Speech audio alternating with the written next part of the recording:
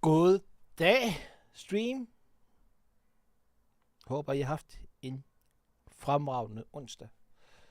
Og klar til lidt Starfield med mig endnu en gang. Og glædelig, jamen, og for jer, der er startet i dag. Glædelig premieredag på Starfield, for dem af jer, der spiller på den, kan man sige, almindelige udgave. Jeg håber, I kom rigtig godt i gang.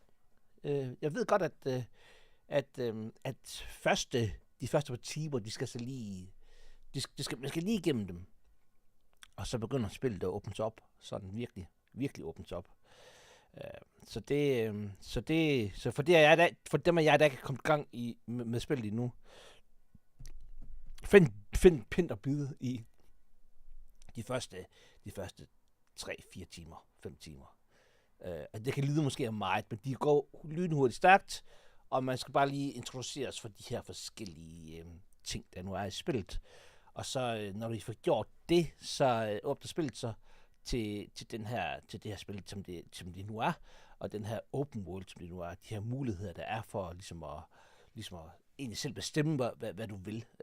Altså også selvfølgelig inden for de rammer, som spillet det sætter. Anyways, jeg har jo lige lidt ananas i egen juice. Vil jeg jo gerne reklamere lidt for min egen lille video her. Jeg skal se, om jeg kan hente kopi af den. Jeg smider den ind i chatten. Bum. Værsgo. Og det er en lille guide i forhold til, hvordan du laver outposts. Og det er kun de mest basale ting, jeg har sat op. Så det er helt basale ting. Så du kan lige køre i gang, og du kan se videoen, hvis du vil det. Og så kan man se, hvilke sådan helt basale ting, du kan gøre for ligesom at oprette din starter outpost. Og så kan du tage den selv derfra. Fordi han er selvfølgelig også lidt om eksperimentering og gøre tingene selv. Altså, fordi meget af det her, som du kan i Starfield, som jeg synes er så fedt, det er jo, at du kan selv bestemme til dels, hvordan du for eksempel, lad os sige, hvordan skal dit rumskib se ud? Vil du overhovedet have outpost med? Og hvis du så har dem, så kan du sådan helt præcis bestemme, hvordan din outpost skal se ud. Og det er jo ret fedt, synes jeg.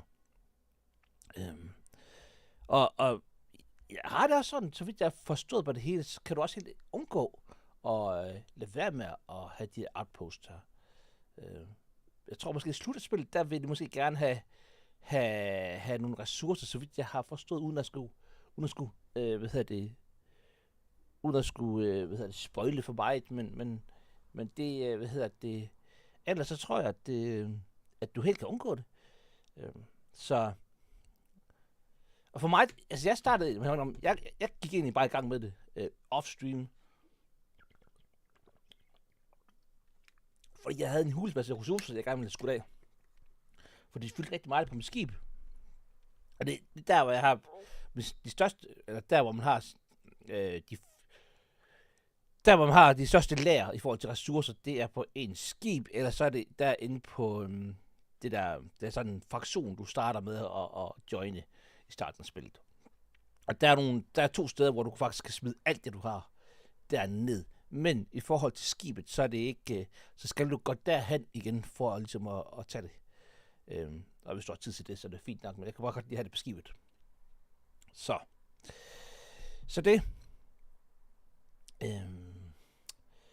Men jeg ved sådan set ikke, hvad vi skal lave ret meget i dag. Jo, jeg ved godt, vi skal lave lidt. Jeg tror egentlig, vi starter med at kigge på de der outposts der. Som sagt, jeg har lært den video der. Gå ind og kig den, hvis I vil det. Og så kan I jo starte med at automatisere jeres materialeindsamling, om I vil det. Og så skal I bare tage det derfra. Jeg tænker lidt, når vi så har forbygget nogle outposts, og jeg ved, at man kan sende materialer til hinanden til de her forskellige outposts. Så lad os sige, at du har 4-5 forskellige outposts, og så har du måske en hoveden, hvor du står og fremstiller de råmaterialer, du får til andre ting. Så det kan du gøre. Og det kan godt være, at jeg laver en video til, hvor jeg ligesom forklarer, hvad det egentlig indebærer, når du skal, hvad skal du bygge der så. Så, men vi skal ikke komme så langt endnu. Så vi har oprettet 2 outposts, og den ene skal vi lige have bygget færdigt nu her, og så skal vi i gang med, jeg tænker, de her Vanguards missioner. Og der er to, der er 2 questlines, jeg har fået for de her Vanguards. Den ene lyder til, at jeg skal faktisk skrive undercover, og den anden, det er sådan en decideret Vanguard-mission. Så det må vi finde ud af, hvad vi skal af de 2, fordi hvis de her 2 er så gode som den, jeg har klaret med Free Colony Rangers, så er det rigtig godt. Og dem er der ikke så streamen, de skal gå ind og se den. Det var sidste gang igen, jeg lavede den, og det var, hold kæft, det var god. Jeg var virkelig pæderet over, hvor godt det var skrevet. Den her, den her questline. Det var virkelig, virkelig god. Den startede bare som et eller andet helt almindelig, politi, udforskning, eller politisag ting, hvor man skal undersøge et eller andet, nogle farmers, der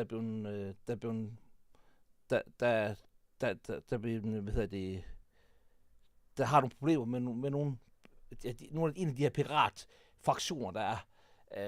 Og så fortsætter den bare ud til noget helt andet lige pludselig. Og hvis den er lige så god, hvis de 2 andre er lige så gode som det her, som den her, jeg lige spillet igennem med Free, med de der Rangers der, så bliver det rigtig godt. Jeg glæder mig rigtig, rigtig meget. Og jeg kan måske allerede spoile nu her ved at sige, at en af de her, og det er den officielle United Colony Vanguard questline, er rigtig, rigtig god, har jeg hørt fra en anden YouTuber. Eller ikke en YouTuber, jo, han er også YouTuber, men han gør ikke så meget på YouTube. Han lægger bare sådan streams ud på YouTube. Det er ham, der hedder Carnage, som I kan gå ind. Det er en streamer, det er en Twitch-streamer. I kan gå ind og kigge på. Han er ret stor i forhold til streaming, og han skrev ind på, jeg siger hele tiden Twitter, men det hedder jo X nu, hvor han skrev ind på X, at han lige havde færdiggjort den her United Colonies questline, og han sagde, at han var vildt imponeret.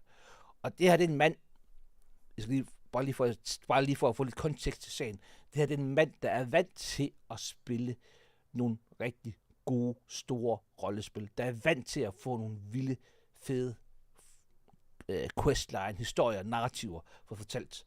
Så når han siger, at der er en questline, der er rigtig godt skrevet, så tror jeg, at der er noget i det. Så, anyways, bum. Vi skal til spillet, guys. Og nu skal jeg lige vise jer en lille ting her, som jeg har været inde og grinde lidt. Til lige med ham der. Hey, what can I do for you? I'm sure you can find something you like. Det var ikke den. Sure, have at it. Det er det der Star Eagle, jeg fik ved at klare den her Ranger questline der. Det er en af de bedste skibe, begynderskibe, du får. Det kunne måske være, at vi på et tidspunkt skal have modificeret den. Men den er bare rigtig god.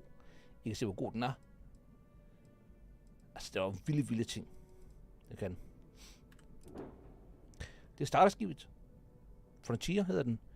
Der er også nogen, der faktisk har lavet en god video, hvor de faktisk får relativt få penge, for udbygget den, så det faktisk bliver rigtig, rigtig godt. Så er der Razor Leaf. Det er også en questline, du tager, som også er et rigtig godt skib. Du kan faktisk tage den, og så jeg vil faktisk, hvis jeg skal starte et nyt spil, så vil jeg faktisk tage den der questline først, fordi inden jeg tager de der Ranger missioner, eller den der Ranger questline, fordi den der Ranger questline, der kommer du faktisk ud for nogle sådan relativt udfordrende rumkampe. Det er så et piratskib, det her, der har formået at erobre. Og det er det, jeg tænker faktisk, det er en af dem, fordi, hvis vi lige går sådan her igen. Hallo, endnu et piratskib, som jeg faktisk har erobret. Og det gjorde jeg faktisk her i dag, faktisk, off-stream. Og det er nogle af dem, jeg faktisk tænker, enten fuldstændig skilt ad, og fuldstændig bare annullere, cancel det her skib, og så bygge et helt nyt skib, eller måske bare bygge videre på det. Modificere det, så det faktisk bliver lidt bedre. Jeg kan godt tænke mig det her, fordi der er 1760 cargo capacity på. Måske at gøre det, altså for det er faktisk okay, det her skib her. Det har både laser, det har en railgun, og det har missile launcher, så det er faktisk også okay.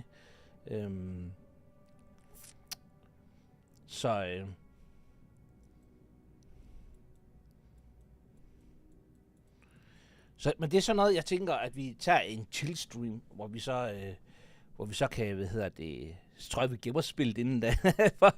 Fordi så kan vi sidde og lege lidt med det her. Så hvis det går helt galt, så kan vi altid load-spillet igen.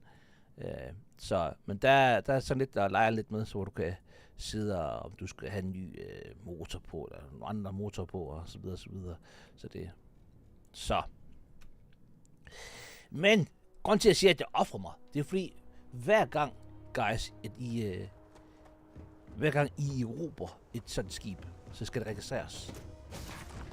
Og hver af de her skibe, før du kan bruge det faktisk, og hver af de her skibe, guys, ved du hvad det koster at registrere? Det koster 27.000 et eller andet. Så jeg tror, jeg har rundt regnet, hvis vi runder op, så har jeg brugt små 60.000 på det her. På at opgradere de her skib.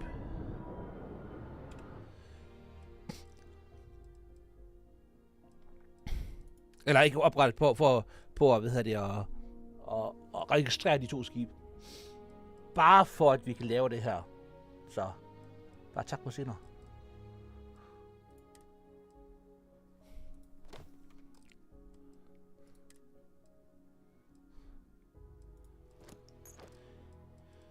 Der er en del brokken omkring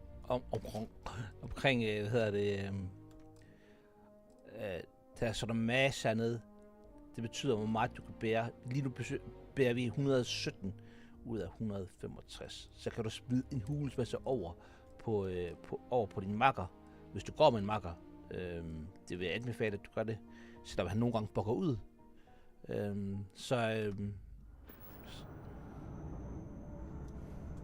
Skal du gøre det. Men der er nogen, der har brokket sig lidt over, at du lynhurtigt faktisk, bliver over en combat, altså du har alt for meget, du bliver rundt alt for meget.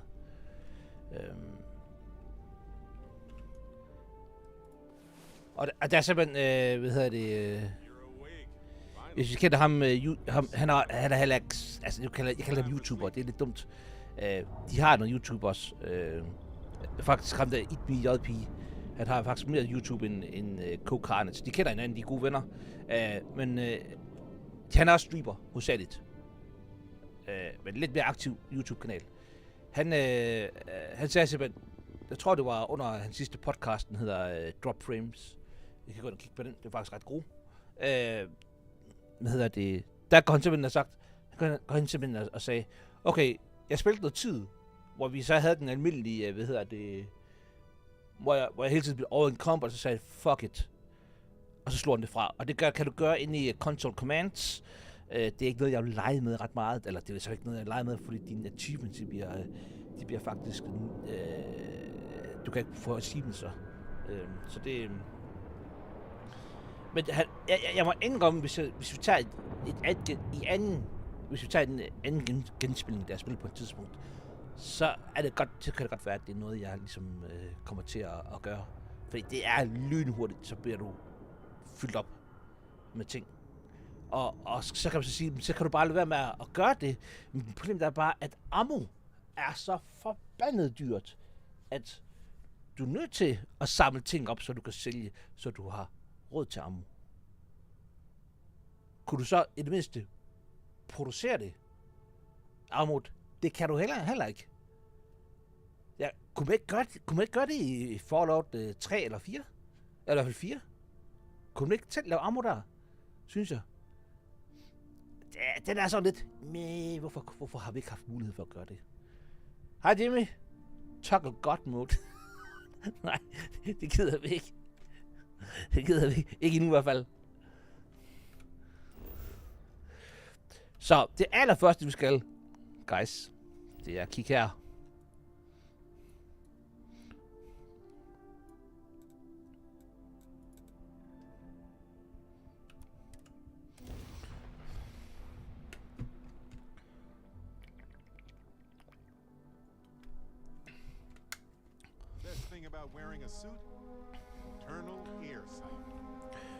Og det var som sagt den her outpost, vi faktisk byggede på den video, jeg har spillet på det link, jeg har spillet ind. Og se, der kan I så se den i fuld action. Den vil jeg faktisk gerne lige have bygget lidt videre på. Så jeg vil faktisk gerne have, jeg vil gerne have bygget, hvis det er muligt, så vil jeg gerne have bygget et, I kan se, jeg har min solar race er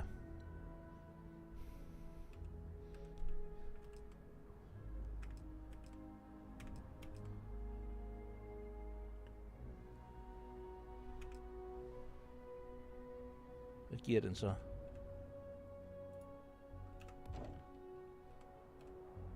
$20.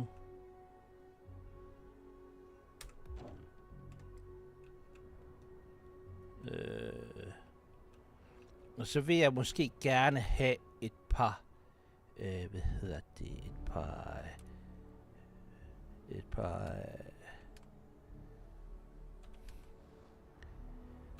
altså jeg tænker bare et par ballistic turrets måske.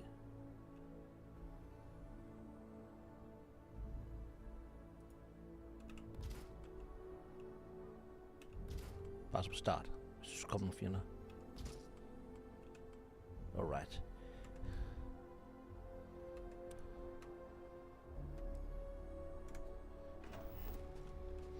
Skal vi se, hvad den har minet allerede. Der er 11 iron i. Der er 125 iron. Der var også armor perks i Fallout, som jeg fik for eksempel 50% mere i armor container, som man manglede sjældent armor. Og net i spillet op som Alien Blaster. Yes, jeg synes godt, jeg kan huske det. Så armor er en mangelvare, som jeg synes stadig ikke, det er for dyrt, det synes jeg.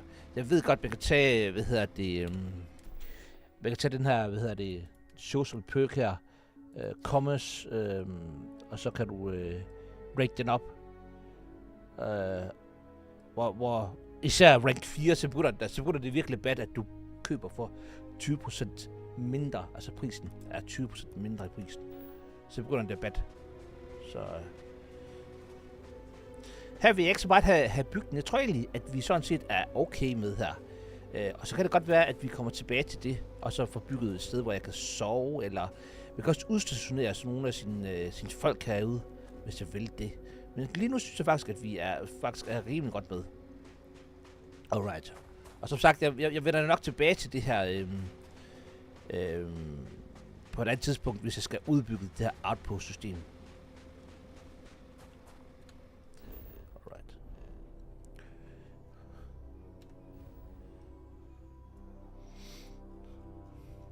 Så det var sådan set det, guys. Det var det for i dag. Vi ses. Ej, det var...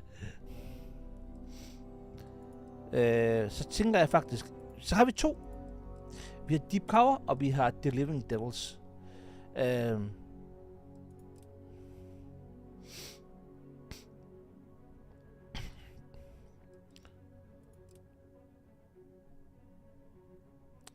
Her, det er faktisk en Crimson Fleet, så der kan jeg gå undercover i forhold til Crimson Fleet, og der Delivering Devils, det er jo det, der handler. Jeg tror, det er den, der handler om de her terrormorphs, hvis I så sidste stream. Fordi det er sådan lidt iffy, den her, fordi det var sådan nogle monstre, man møder. Og der fik det sådan nogle virkelig, sådan nogle, alien vibes, hvis I kender de film, hvor ham her, hvad den hedder, Lance Henriksen, han er med i. Det er ham, der er jo androiden. Han har et navn, jeg kan ikke huske, hvad han hedder. Men han er en, der er inde for ligesom at infiltrere de her mennesker her, for ligesom at få mere at vide omkring de aliens, og måske bruge dem i en eller anden form for, at det kunne være en krigssituation eller en eller anden art. Og her får jeg sådan nogle vibes derfra, fordi de her terrormorphs, eller nogle af dem her, der får jeg sådan nogle vibes, hvorfor er de så interesseret i de her? Jeg ved godt, de er pisse farlige, de her terrormorphs, men hvorfor er de så interesseret i, at man skal til at undersøge dem? Det bliver sådan lidt, det er sgu lidt sos, det her. Så der er to forskellige... I Starfield skal man være chef. Pilgrim eller rolling background for at få mere armor igennem. Der er slet ikke nogen af delene, så det er jo sådan det. Men altså, så grinder vi bare nogle sidemissioner, guys. Det er fint. Jeg har faktisk lyst til at tage den her deep cover, guys. Det har jeg. Og det er også fordi, jeg gerne vil møde en ny fraktion, der sådan er lidt mere anderledes end mig.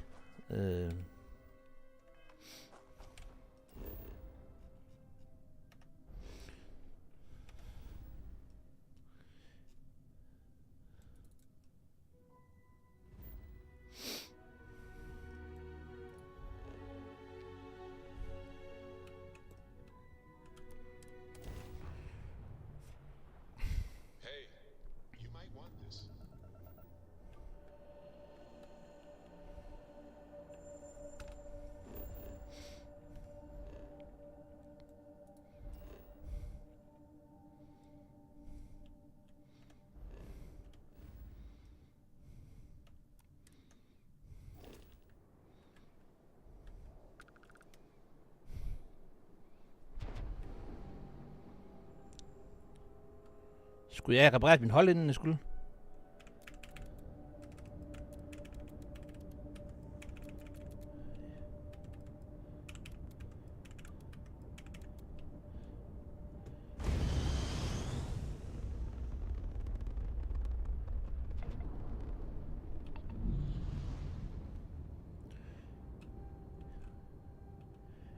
Og lige en sidste ting, guys.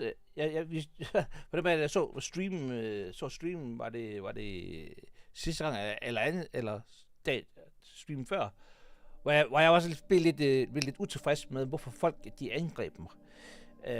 Det er fordi, når der kommer et nyt stjernesystem, så er der mulighed for, eller risiko for, at du lander i en kamp imellem myndighederne og så nogle af de her piratgrupper, der også er i universet, eller i det her system her, du er i. Hvis du bare én gang kommer til at skyde, og du starter jo med at se dem langt væk derfra, ikke? Så det kan være lidt svært at navigere rundt i, hvem der er hvem, hvad der er op og ned. Hvis du bare kommer én gang til at skyde på de her myndigheder, så ser de straks dig som fjende. Så ikke nok med, at pirater, de også skyder efter dig, så de der myndigheder, de skyder også efter dig. Og hvis du så, når de så angriber dig, og du skyder igen, fordi det gør man vel, så har du fået et dosør på 15.000. Så jeg tror ikke, det er en bug. Og det kan godt være, at det bare var mig, der måske blev lidt sur der, eller ikke overreageret. Altså, jeg synes bare, det var træls, hvis det havde været en bug, fordi Bethesda.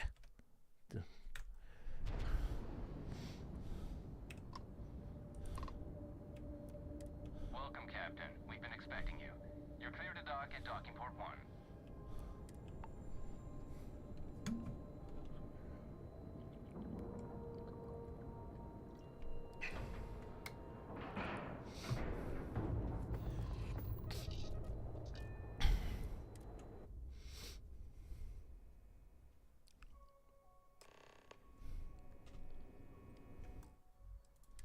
Hartave.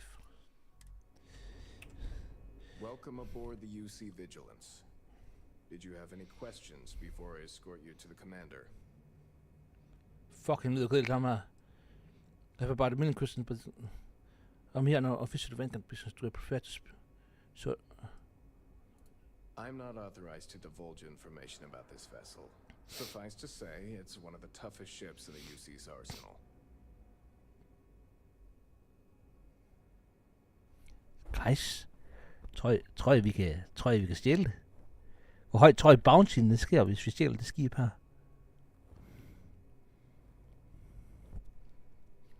Ej, det skal vi ikke. Is there anything I should know? Yeah, listen to him carefully. The commander's a one-and-done kind of officer. In other words, he hates to repeat himself. Other than that, just observe standard military decorum, and it should keep you from serving any time on the ship's cleaning detail. Of course, if you'd follow me, please.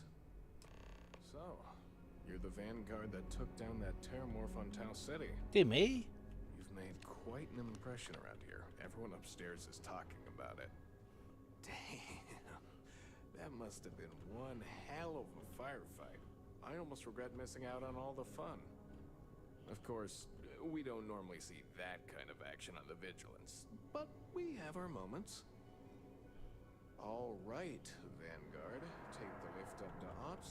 Commander Akande should be waiting for you. Good luck. Tak.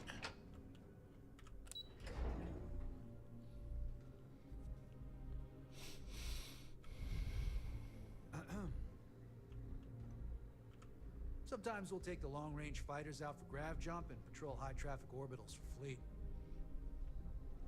Cool.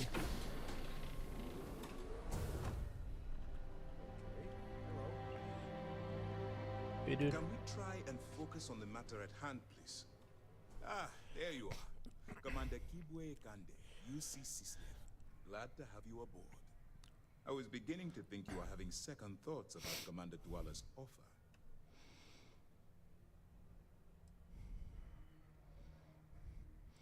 I still don't quite understand why I'm here. Yes, I know. I was intentionally vague when I advised Mast of my needs. Rest assured, I'll answer all your questions in due time. So, now that you're part of the team, allow me to introduce you to your new home. This is the Operations Center of the UC Vigilance. SysDef's nerve center, dedicated to the destruction of the Crimson Fleet.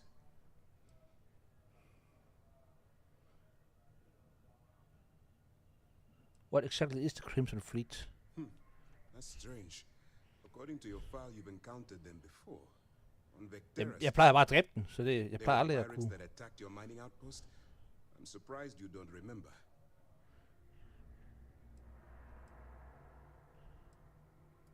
We are currently in the Sol system, in deep orbit around Phobos. As to why, I'll explain momentarily. Whether this ship is impressive or not, you're the key element that we've been lacking. We need eyes and ears inside the Crimson Fleet.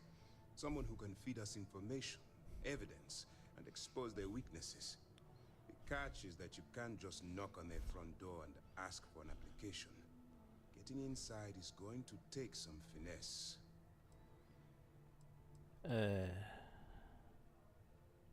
I assume you're... I Never do. mind. Our intelligence has managed to find a possible opening into the Crimson Fleet through Sersha Bowden, Sergi. one of their contacts. She works for the Trade Authority in Sidonia, so you'll be using a container of Aurora we've loaded on your ship to get her attention.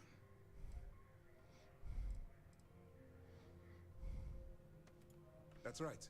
So it'll be your job to convince this person that you're the real deal. Once you bluff your way into the Crimson Fleet, then the operation proceeds to evidence gathering. That's where my second-in-command, Lieutenant Gillian Toft, comes into the picture. She'll explain everything you need to know.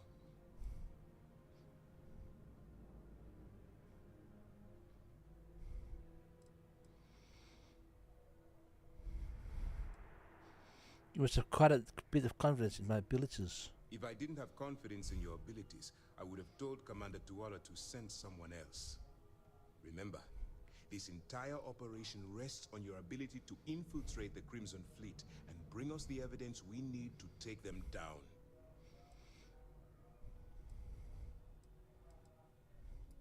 I wouldn't expect any less.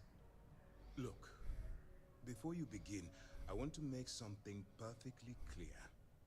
As an undercover operative for UC SysDef, you'll be expected to follow our code of conduct and ethics. Allow yourself to stray too far off the path, and you stand a good chance of spiraling out of control.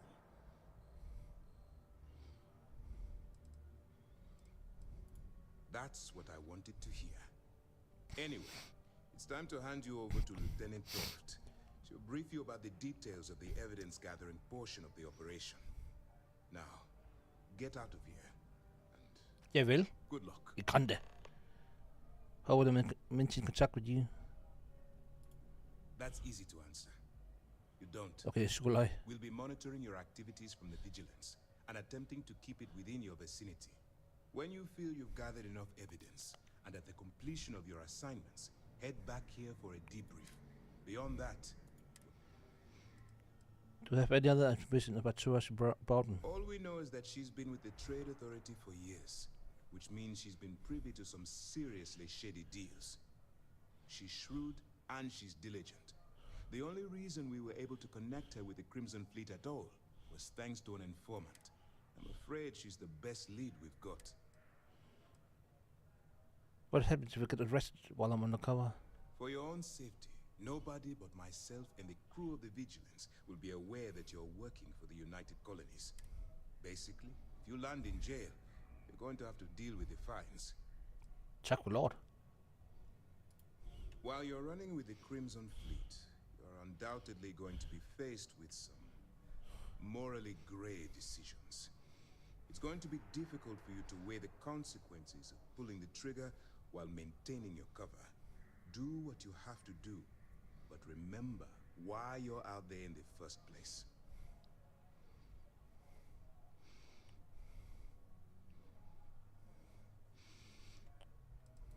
I'm not advocating violence.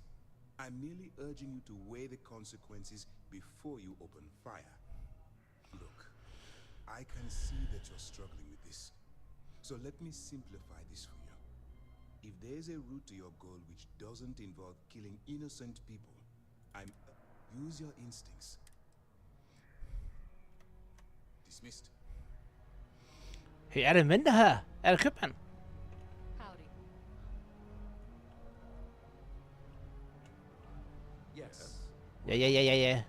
Nu står der og venter, jeg know. Hey. Excuse me. Hey bro, er det købmand? Pardon.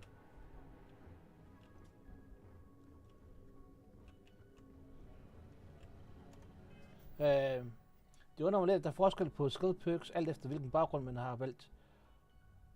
Har du slet ikke scavenging? Nej, jeg kan sgu ikke huske, hvad jeg har af baggrund. Jo, jeg har, hvad det var? Bounty Hunter. Så det var noget med at flyve skib, og så var det noget med at skyde, så vidt jeg kan huske. Har de ikke en ven, der herinde, mand? Det der kæmpe skib. Okay, det har de ikke. Vi tager med Jillian. All right. We don't have a lot of time, so I need you to listen up. While you're working undercover, it's imperative that you gather as much evidence as possible. If you find any records that look suspicious or incriminating, you bring it to me.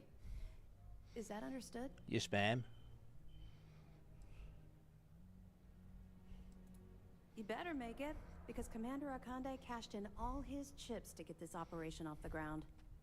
I want data slates, computer downloads, handwritten notes. Hell, I'll take anything if it'll get those bastards thrown into the brig.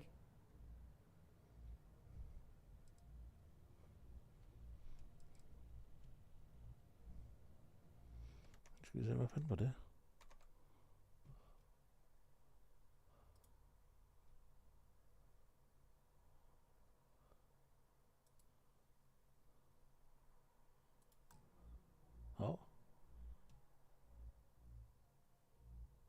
Nej, jeg tror ikke, jeg tog scavenging som perk. Nå, okay.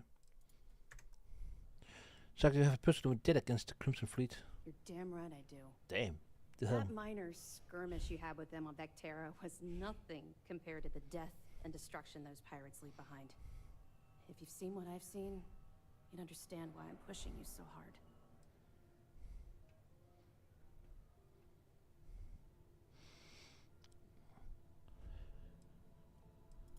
What? No. It's personal. It has nothing to do with you. Just stick to the mission and you'll be fine. Yes, ma'am. I'll bring you as much evidence as I can find. That's all we're asking. Oh, before you go, there's one more thing. Commander Akande has authorized a credit disbursement for each piece of evidence that you return. Yeah, penge. Compensation for your efforts. It's not generous, it's motivational. Commander Akande's idea. All right. We've loaded a container of Aurora into your ship's cargo hold. We're also providing you with a sample you can use to tease the goods. We've cleared your ship for launch. Proceed to Sidonia. Make contact with Saoirse Bowden. And with any luck, she'll point you to the Crimson Fleet. That should do it. You're dismissed. Yes, ma'am. Let me know if you need anything Jeg else. tror ikke, vi skal presse mere på. Hello.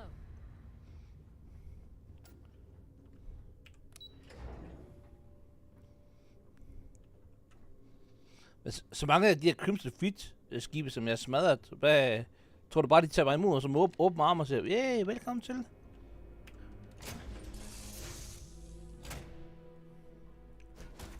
See what's out there.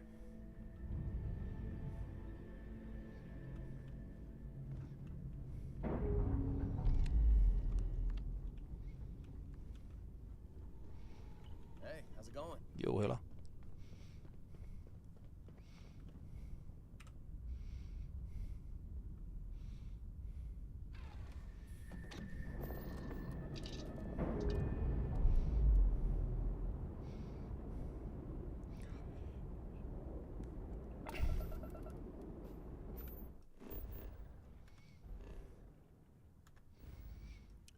Og så skulle vi til...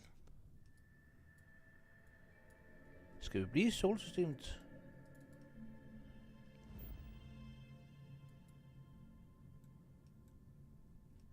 Og jeg skal til Mars, ikke? Sidonia.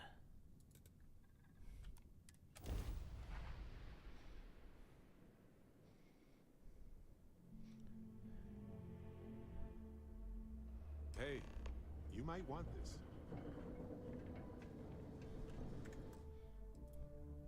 Hot tape.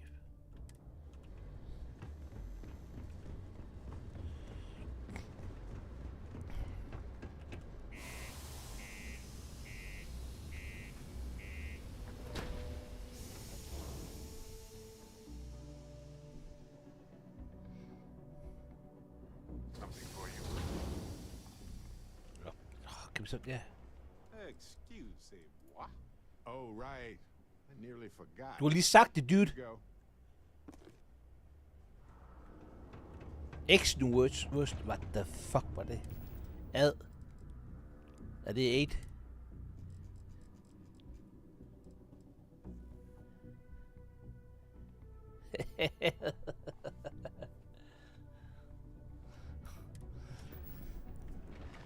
Watch out for the robots.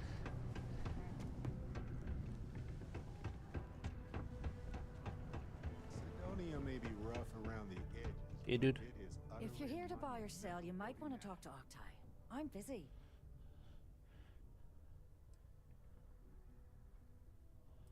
Here's an idea. Why don't you shout that louder so everyone at UC Security hears? Either show me what you're trying to unload or get the hell out of here. Aurora, huh? Nice. A little too hot to handle, though. What else you got? Well, hang on there. We haven't even started to negotiate yet. All I'm going to point at is the ceiling, with my middle finger. Get that stuff out of here before UC Security catches on. Of course, if there's a finder's fee you're offering, I might, well, bend the rules a little bit. You know, it's funny. Suddenly, I do remember someone who might be able to unload. Lige pludselig. Glad we could put things into perspective. There's a buddy of mine who runs with the Crimson Fleet. Goes by the name Adler Kemp. If he isn't passed out, you can find him killing the rest of his brain cells at the Broken Spear. Sådan. Oh, and it's been a pleasure doing business with you. Sorry. I was lost in the memory. Det er hyggeligt, seriøst. God snak, vi havde. Nå, så finder ham der fuld af rækken. Hey.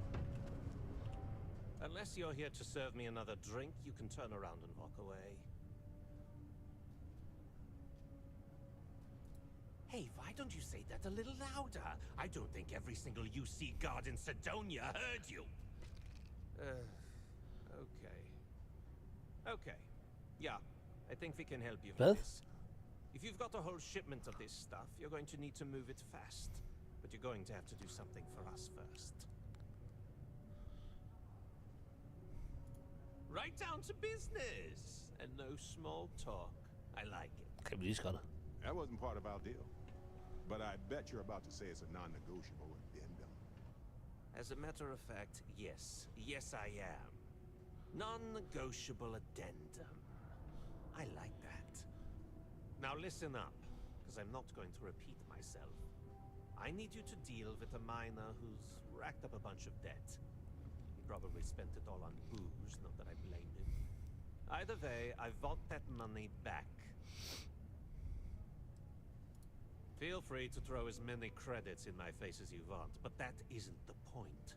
We need to make an example out of this guy. His name's Carl Fielding. I think you'll find him wandering around the Deimos Miners' Quarter. Don't worry, you can't miss him. Just look for the most miserable-looking guy in the entire place. Hey, if you have time, I've been thinking about some things. Wanted to talk to you about it. Hey, so I'm really enjoying our time together. Thought you should know. It's been a long time since I worked with someone so closely. I didn't realize how much I missed it.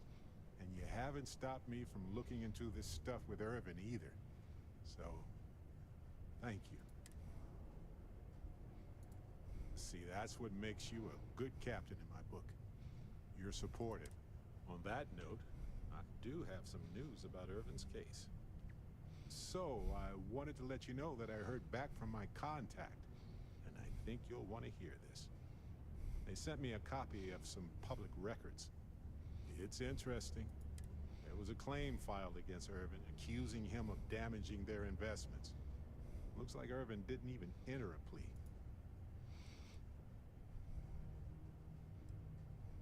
And said how Irvin could be guilty of that. Well, if it was Irvin, I do want to understand that. Because I just can't believe it. Anyway, this mining corporation, Hephaestus, sued Irvin, claiming he irreparably damaged their mine. They said he killed the apex predators in the area around the mine, which led to herd creatures overeating the grasses. That caused the soils to release too many gases too fast, which cost Hephaestus a ton of money. They claim the creature he killed was a critical hive species that caused a cascade effect when they were killed off. It looks like they considered him a no-show and ruled against him. So anyway, according to the court documents, there was a witness for the defense, who was a no-show too. Then Hephaestus won by default. Hvor det fanden er det? Tried to take his apartment, but because it's in my name, By too, they default? couldn't. Det er free apartment. Okay, tro på. Suspect. Is your contract still available for work? Yes. We plan to stay in the same system for a while. Did you know about the apartment before this? I didn't know he bought it. Must have been a better deal than renting for the time he was there. That doesn't mean we can't do anything about it. And if nothing else, I just want to know more about what happened to Irvin. So here's what I was thinking. I can persuade my contact to keep digging a little bit more. I don't want to press our luck, so I'll just ask them to follow up on one thing. Should I tell them to investigate the company more or look into the witness? why this corporation did this to Urban is more likely to lead to answers. You know, this investigation is time-consuming, but it's also pretty cathartic. And who knows? Maybe if we solve this case, it'll mean a better future for Gagarin. Det var fint. That's thinking too far ahead. Anyway, Captain, thanks for checking in with me. Altid fint. Altså det sidste companions mission vi tog, det var med Sam. Det var ikke dårligt. Det var bare dårligt. Det var bare fordi det var bugget. Helt af helvede selv. Så selve historien var jo godt skrevet.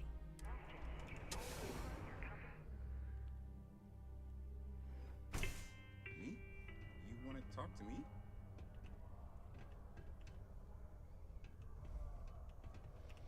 Oh, hi there. Well, I guess I am. The thing is, I get injured on the job a lot.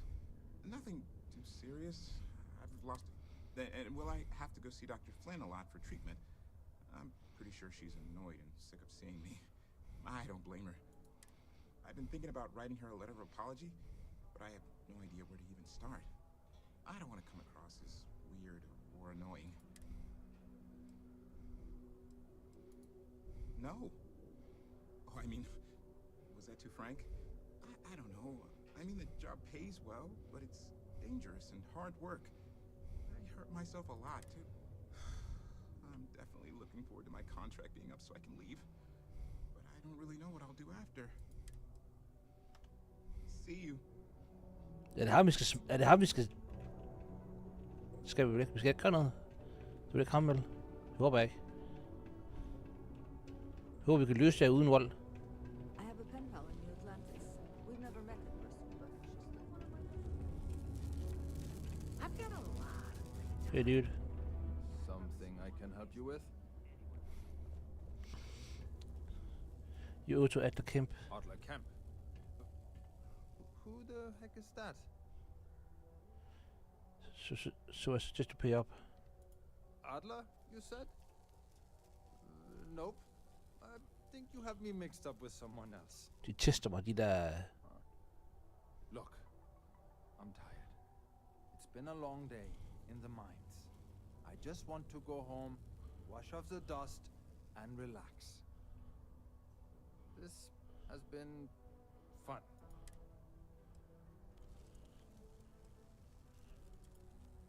Hey now. Take it easy there. Let me think about that person you mentioned. Adler, was it? Hmm? Oh, wait. You mean that Adler? Yeah, sorry. I thought you were talking about someone else. I told him I'd pay up next week when Deimos cuts our next profit share check.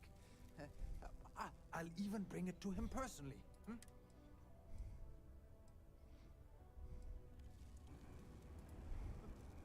Come on! Look, I haven't got a single credit to spare right now. Okay? You can't squeeze blood from a stone. You know? Right? Technically, there are several natural geologic phenomena. Tak, Barrett. Promise to stop borrowing from Batman. I'll pay the tip for you. Holy crap. Really? Jeg skal scavenge nogle missioner her, guys. Fuck, jeg har brugt meget allerede nu her. Vi er ikke engang en time in the stream. Næsten en time in the stream. Eller kun en time in the stream. And don't worry. I'll never borrow anything from Adler again. I promise. Handling this whole captain thing really well. Cool, jo. Ej.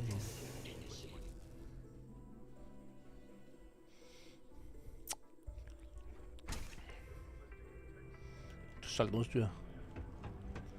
Tager du missioner?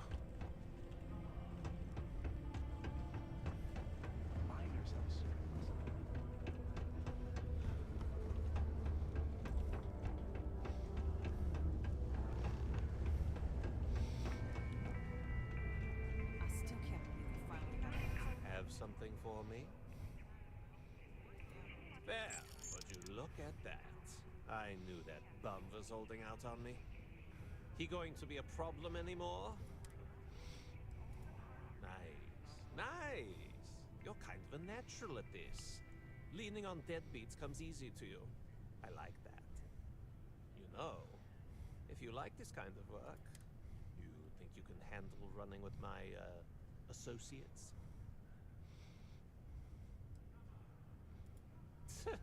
I'm interested. Come on. You're not shopping for real estate here. I'm offering you a crack at some real money. So can you handle it or what? That's what I'm talking about. I like your style. All right. I'll call ahead and get a hold of Nevamora. She's second to the big boss himself. Head out to Europa. You'll find her there. I suggest you listen to whatever she has to say. Oh, and I've taken care of that Aurora shipment for you too. Don't spend all that cash in one place. Yeah! Need something? Dallas. Cool jo. Be careful down near the mines and enter any active sites at your own risk. How's the saying go? Show no mercy. Var der ikke noget her? Det var der ikke. Hvad var det han? Var det her? Red, orange, everything's red. Skal vi se. Nej, jeg har det fint med medpacks.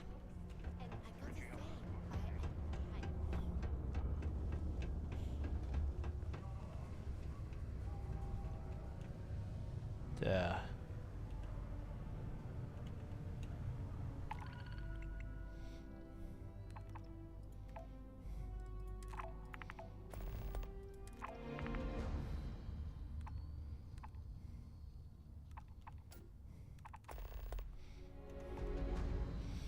Tager vi lige guys, inden vi gør noget som helst andet.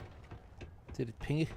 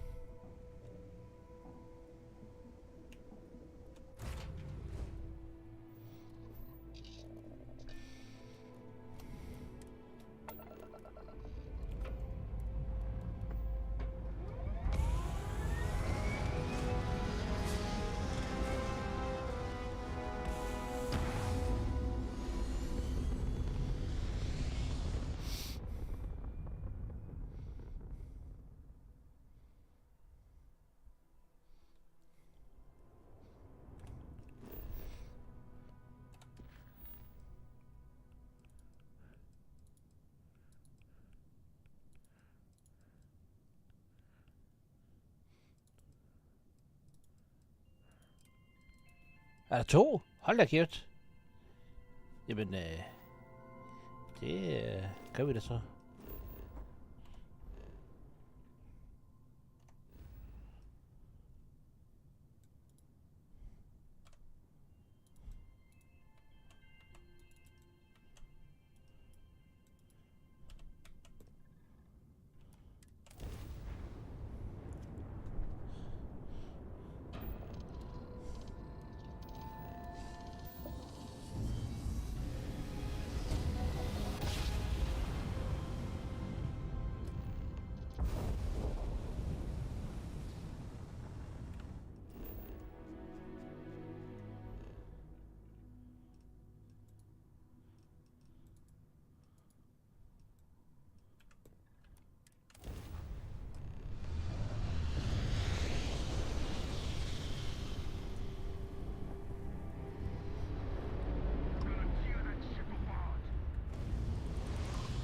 Det tror jeg så ikke på.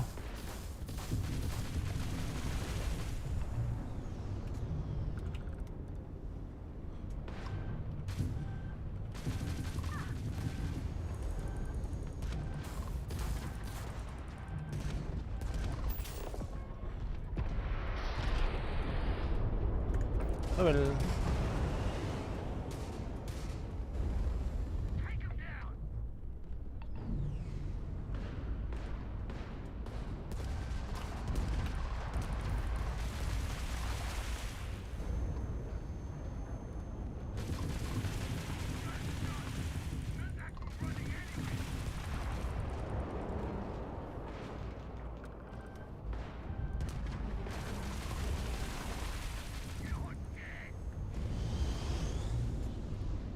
Du måske for meget fart på.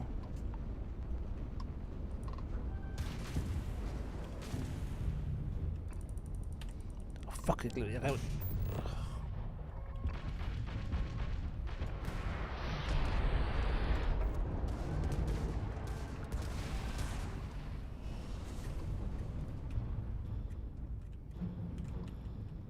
Der er du, men.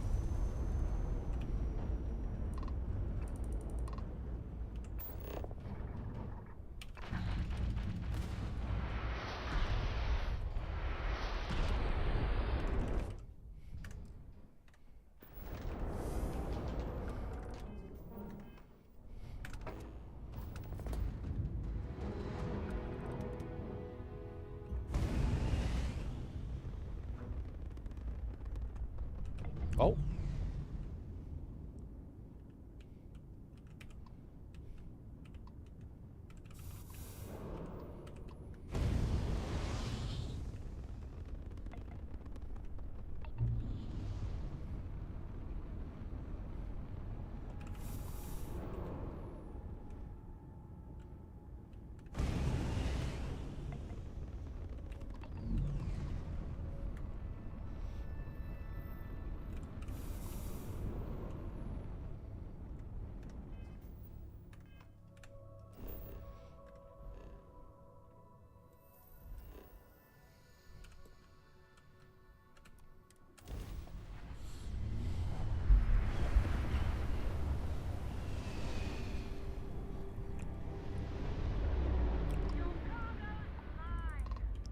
Hvad?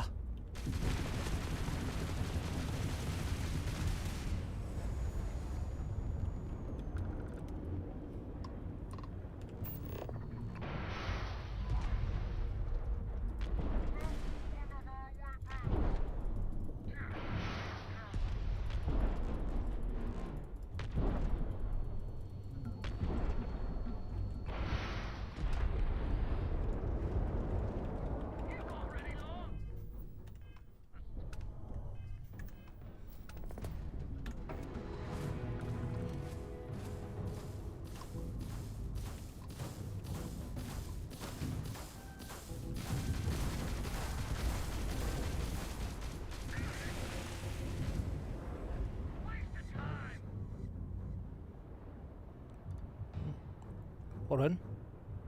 Løb den.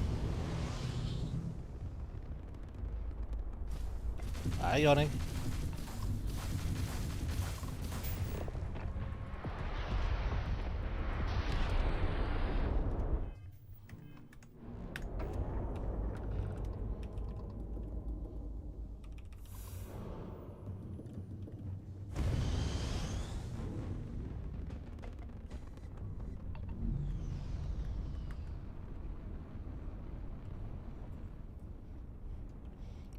Skulle lige til det cargo her.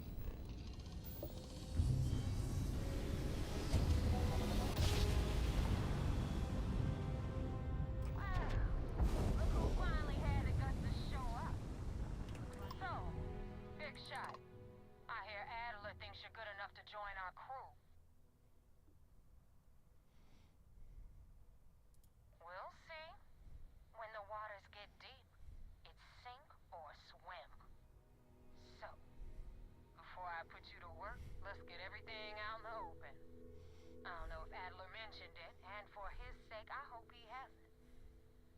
But you aren't about to sign up with any average pirate crew. You're signing up with the Crimson Fleet. The Crimson Fleet. Da. Hold it. There's a medical supply ship called the Ragana, jumping into Enceladus's orbit. On board that ship, you'll find a traitor named Austin Rake. I want him dead.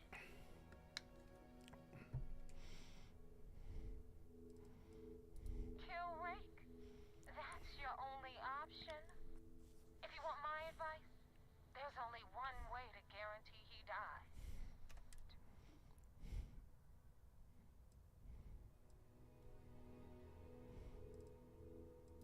It's done when Rake stops breathing. Head back here when you're finished. And don't keep me waiting for long.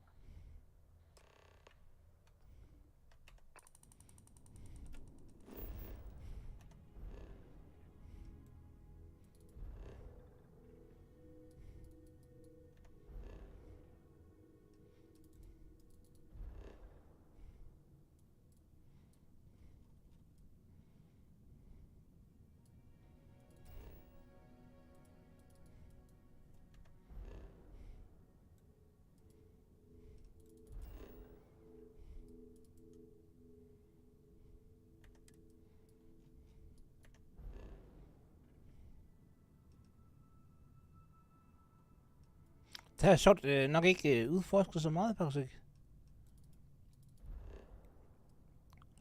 Det er godt, hvorfor kan jeg ikke scanne den her?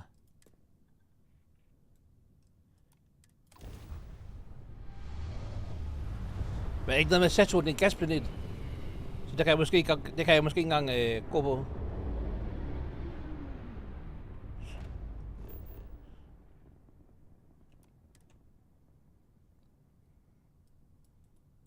Der, jeg kan ikke engang finde ud af det. Jeg kan ikke... Okay. Cool. Der... Har vi scannet dem?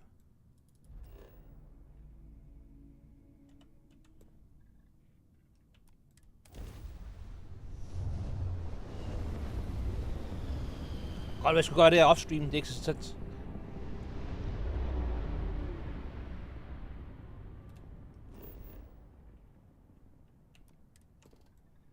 Der. Der er water, der er let, og der er silver. Okay. Jeg skal også finde ud af min næste outpost, hvor jeg skal placere den henne.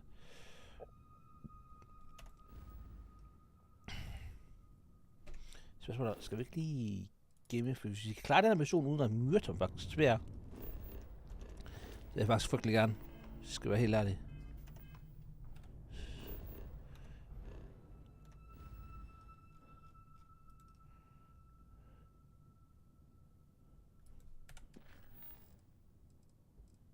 Okay.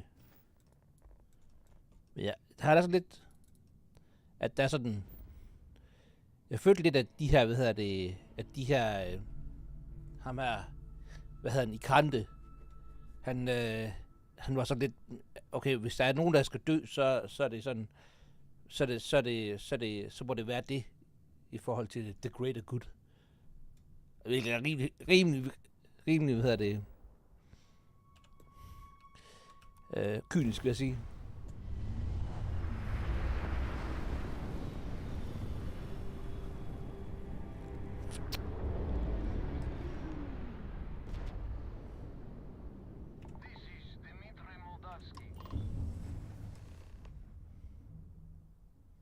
Then, boy, do have some bad news for you.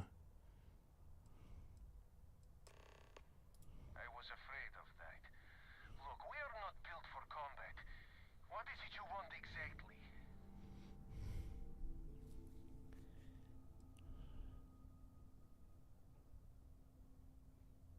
Maybe we can work something out. Exactly. Talks like these always work better in person. We can hash things out, break bread, the whole deal. Well, normally I would say no, but frankly it will be safer for us that way. Det var nok en ret vurdering, bro. We'll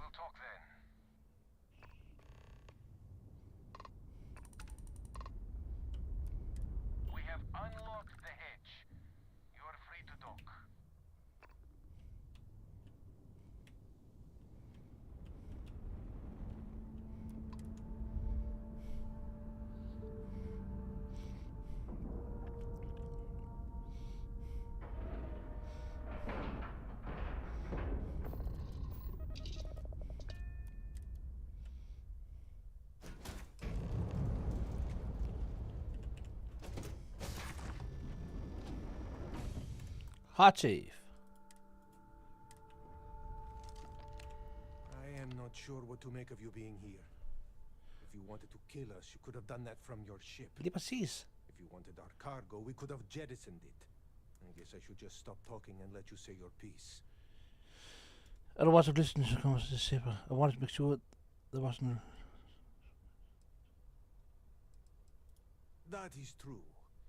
Which means you don't want somebody to know what you are really up to.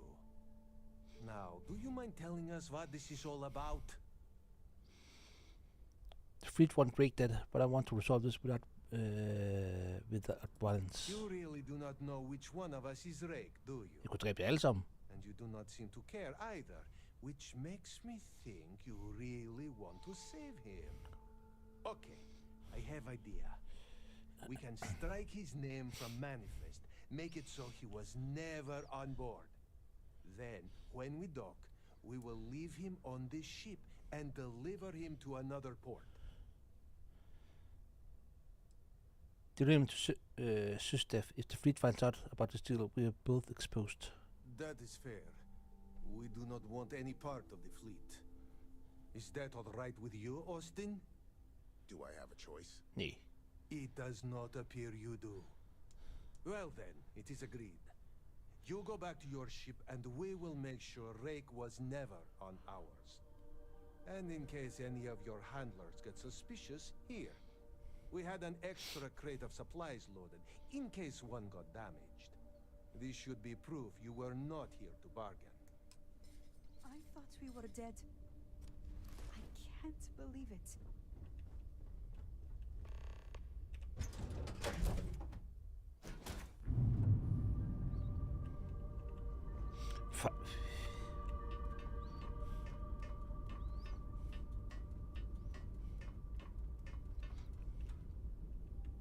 Skal vi bare overtale de her Crimson Fleet, at det er det, vi har gjort? Hvad fuck er det, jeg laver, mand?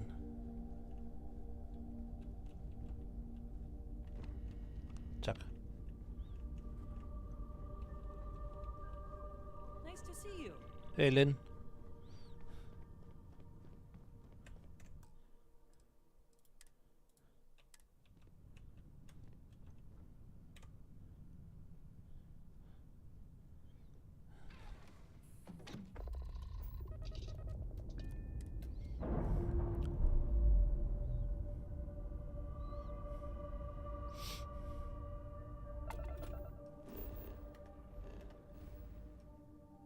Og det er sikkert solar system.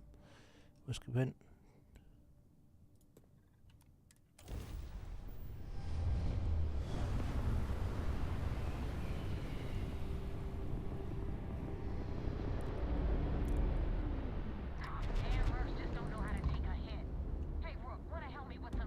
Ja, det ved jeg i hvert fald. Der er ikke noget, jeg heller vil.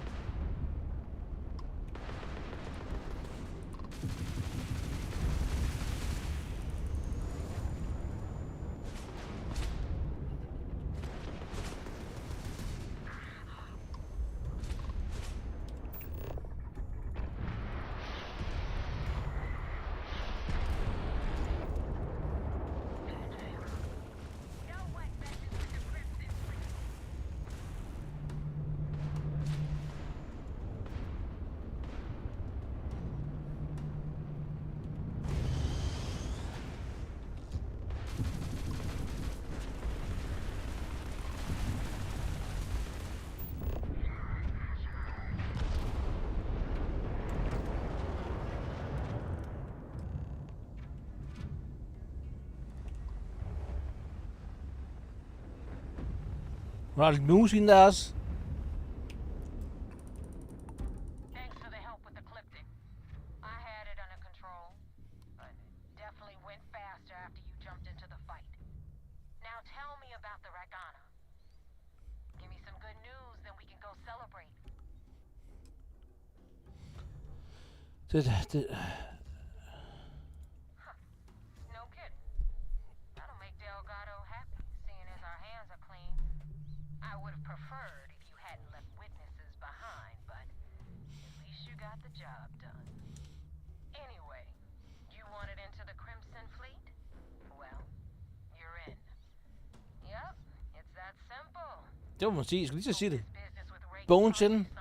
Bones out. Because I'm about to stick my neck out and vouch for you. If you screw up, and I wind up looking like an asshole, I'm gonna send someone after you. We clear?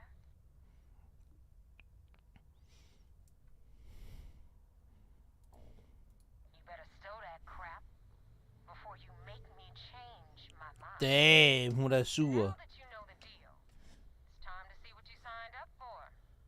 I'm gonna upload the coordinates for our headquarters in the Crick system. Spacers call it the key, the fleet calls it home. Head out there as soon as you can. Don't keep me waiting long. Okay.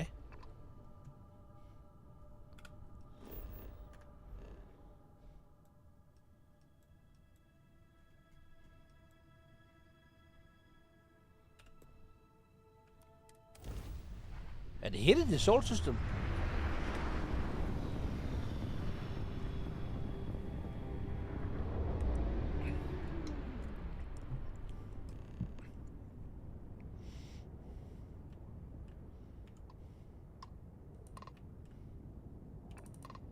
Welcome back, Agent. You're clear to dock at docking port 1.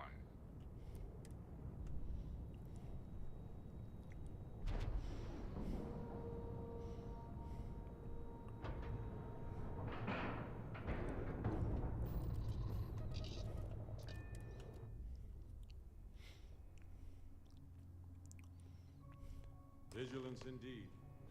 So many of these fine folks joined Sys-Def due to tragic circumstances. Skal vi møde ham hver gang? Han lyder bare som om han ikke gider være her. We'll be able to see him next time we're on shore leave.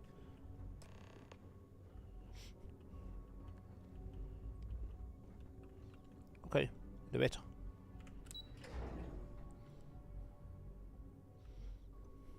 Hey. At ease, soldier. We got the message from the Ragana about Austin Rick. We had him dropped off at a separate port, off the books. Suffice to say, he's got a lot to answer for. I'm glad you surrendered. I didn't want to kill anyone innocent otherwise. That's a smart line to follow. Part of this role you're playing means having to make hard choices.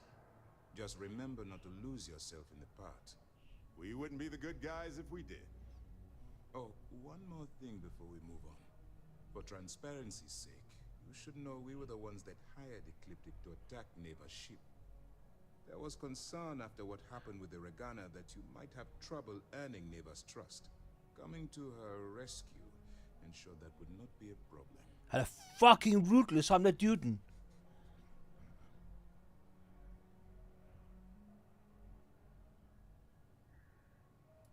Let them remember. They have no idea who actually hired them. I'd suggest you spend less time worrying about us and more time being concerned with the task at hand. On that note, how did things go with Damn, dude. Were you able to join the fleet? It does seems like I passed the initial test. Then it worked. You're in. Sounds like everything is going as expected. Now it's time for the next phase of the mission. Our intel on Saoirse was correct. After we received reports on your interaction with Adler Kemp, we picked up on your rendezvous with Neva Mora. Our files indicate she's second in command, so getting on a good side will ensure you get into the Crimson Fleet. What do you know about the Navy? The woman has a record that could stretch across Sol and back. She started young as one of Neon's street rats, and worked her way up to second in command. She's a force to be reckoned with, so don't underestimate her. Yes, You pass your first test and you're still alive. But before we get too confident, that either means she suspects nothing, or she intends to make an example of you later. Just remember, these are ruthless criminals, so don't let your guard down. And their ruthlessness is only surpassed by their cunning. You should proceed with caution, regardless of how well you think you've ingratiated yourself. So what's next for you on Neva's agenda? I was told to meet Neve at the key. Where you'll meet Delgado, no doubt. Delgado is the leader of the Crimson Fleet. I have a profile here with some information on his background. You'll want to know the individual cadences of every member of the fleet, but Delgado's most of all. I wonder if the files mention any of his poker tales. Pirates and gamblers are basically part of the same genus. You will be thankful you did the homework when it comes time for the test. In any case, now that you're with the fleet, you'll be operating independently. We will shadow you eventually, but we'll need to maintain our distance for now, especially while you're on the key. This will also give us time to bolster our defenses, should we need to engage with the fleet in the future. Sir, on that note, shall we begin implementing the upgrade to our shields? Immediately, Lieutenant. Notify the engineers and relay the information to the crew.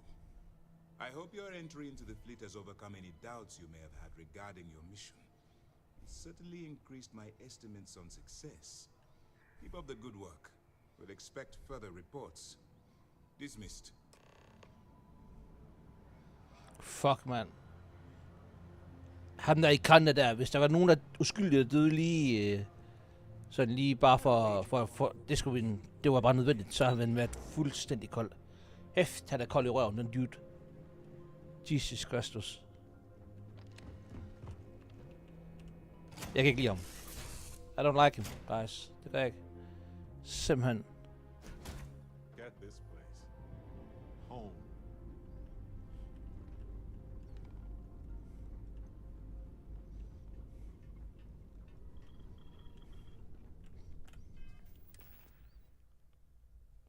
Hvad er det egentlig, jeg har, der fylder? Resources. Hvor peger jeg på det? How have you been? Ja. Resources. Skal jeg ind til mig selv her?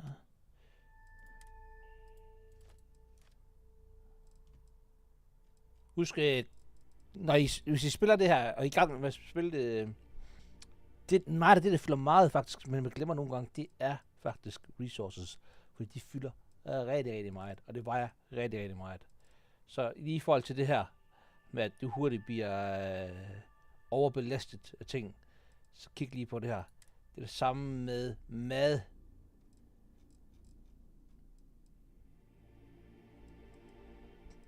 Det meste af det vejer, undtaget faktisk ammo, det vejer faktisk ikke noget. Lidt ironisk, at det er det, der sådan er mest eftersøgt her i spillet. Og så vejer det ikke noget. Det er det simpelthen valgt at sige, det gør det ikke. Ingen klager over det, altså det på nogen måde.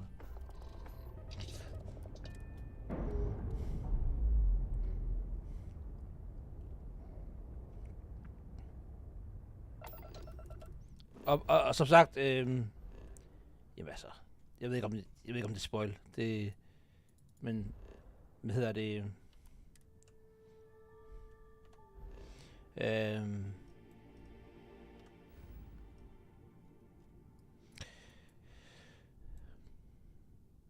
Hvad hedder det? Det første gruppe I joiner i spillet, der er der 2 steder, hvor I kan smide alle jeres ting ind, uden at der er nogen grænse for hvor meget.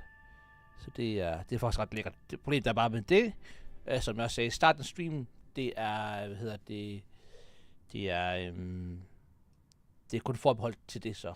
Så hvis du skal bruge nogle ressourcer, så skal du derhen hente dem, og så skal du, ja, hvis du skal for eksempel bygge en base, tilbage til det sted, hvor du bygger basen, så gør det der. Så. Og det kan vide virkelig mærkeligt, synes jeg. Det skal være helt ærligt.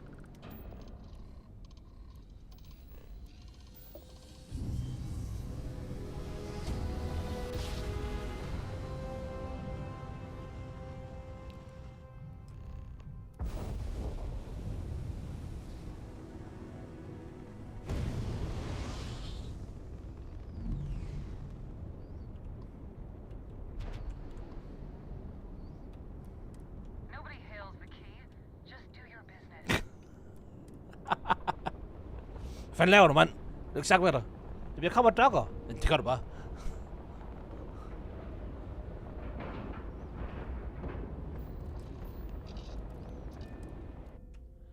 Men de har nogle gode købmænd her. Det håber jeg.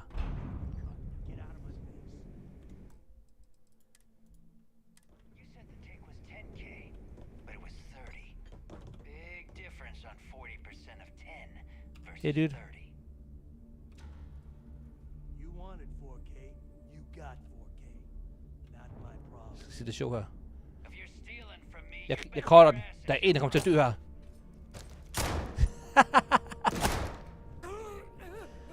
You kidding me? Way to make a mess in front of my new rook. Hey, steal from me and get caught. Better off dead. Sounds like you did the fleet a favor. Now toss this body out of an airlock before it turns into a damn air freshener. Air freshener.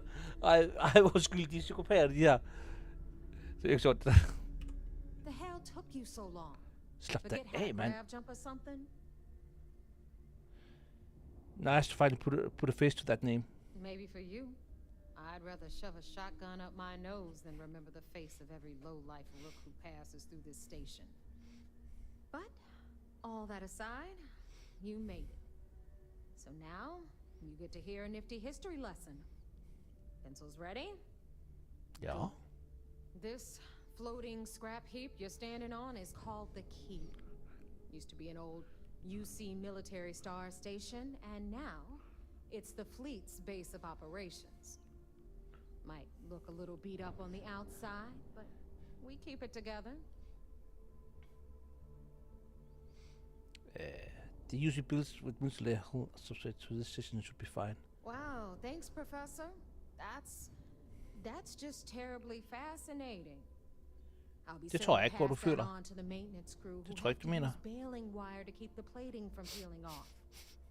Well, it's better to build and repair on a solid foundation than to repair something that was never meant for this. Anyway, I'll tell you all about the key, but it's better if I show you too. Follow me. Jeg skulle lige...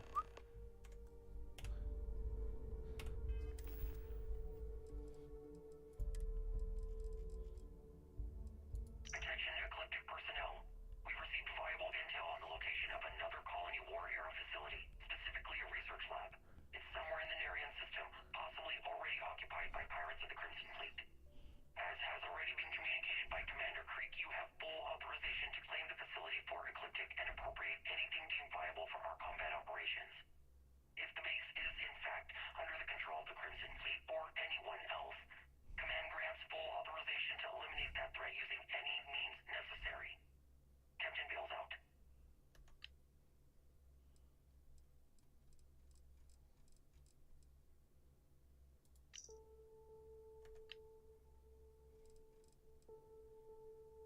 Listen up, scumbags. The assholes are on the move, and we've got to be ready. No, not the UC, not the Freestar Collective. The ones that matter. Pirates, mercs, and those religious nut jobs. We always knew there were some places left over from the colony war. Bases, labs, stuff like that. But now it's come out that there are even more. A lot more. Spread all over the settled systems. Looks like the Big Two didn't play by their own rules when they were playing war. Now it's a friggin' feeding frenzy. Everyone trying to find them. Trying to use them. So why shouldn't we? We have just as much right as they do. So let's go looking.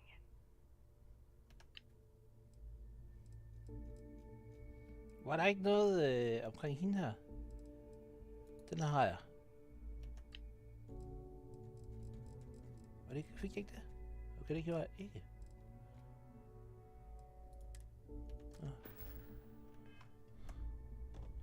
All right. Fair nok. History time. So, the key is in orbit around Suvorov. That's the very same ice ball where the United Colonies built a supermax prison they call the Lock. Originalt. The UC is so clever. Supermax prison, lock, key. Cute, huh? Ja, cute.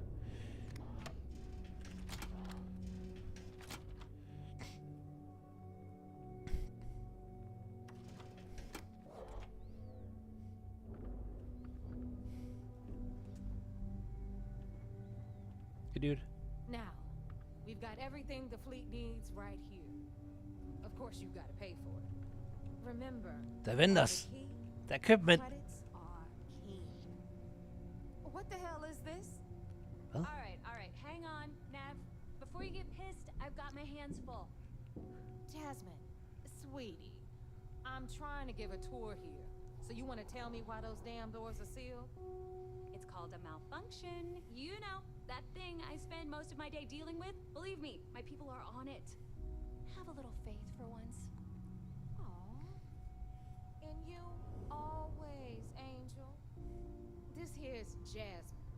You need anything for your ship, she's got you covered. We'll hit up the depot next since these doors have given out on us. So anyway, we were talking about the lot. About 100 years ago, the prisoners down there rioted and took over the place. After stealing some ships, they were actually able to make it up here and took over the key. Yeah. Time you brought us new blood, Neva. I was getting tired of trading Weapons. with the same old faces. Er det ikke også tactical gear? Everyone's getting wise to your ridiculous prices, Aludra. Anyway, welcome to the depot, Rook, where you'll be lucky if these blood-sucking leeches don't bleed you completely dry. Whoa. It's not our fault that people don't appreciate how much it costs to get untraceable merchandise onto the key. Neva's just whining because she thinks she lost a ton of cash selling us a shipment of gear. She should have done her homework. Yeah, sure, laugh it up. I'll remember that next time I need something from you cheapskates. Let's move on. Ja. Back to my story. Her kommer jeg tilbage igen, tror jeg. Det er jeg ret sikker på. The liberated prisoners grabbed the key. They established it Hey, as dude. a base of operations and began pirating the Så er det der space essentials. That was how the Crimson Fleet began. Of course, Jasper Cricks had a lot to do with all that, but we'll get to him later. Rook, meet Zuri, queen of the rare exports. If I don't have it, you don't need it. Neuroamps, blueprints. Hit her up and she'll take care of you. Speaking of which, you still owe me for that last purchase, Neva. It's like 5 figures. Don't make me collect it the hard way. The hard way? Oh no. Rook, protect me from Zuri's vengeance. Enough of the bullshit, Zuri. I'll pay you when I pay you. Deal with it. Got a problem with that? Take it up with the boss.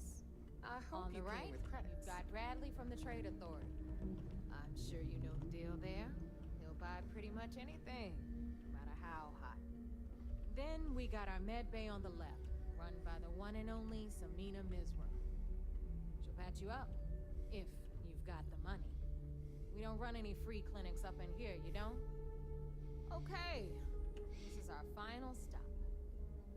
Over there, you've got the last Nova, where Bog serves watered-down drinks at ridiculously exorbitant prices. Er det en company perk der? Is the most important place on the entire station. The Reckoner's Core, run by the incomparable Shinya Voss. Another new Rook, Neva?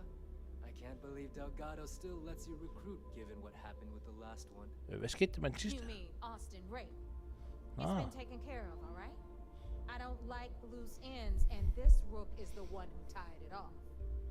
Perhaps next time you'll try to be a bit more discerning regarding your choices. It's far more cost-effective. Yeah, love you too, darling. Anyway, Shinya handles our lifeblood. The money. We call him our Reckoner, but if you ask Reckoner. me, he's actually a pain in the ass. And Neva will slit your throat if she thinks you'll bleed creds. Go to hell, boss. Take care of our new friend here, or I'll find a way to pull the pin on that little party popper in your chest. Anyway, Shinya will get you set up in our system. I've got real work to do. Once you're done, head upstairs and I'll introduce you to the boss. Okay. Hot save. Hey, dude.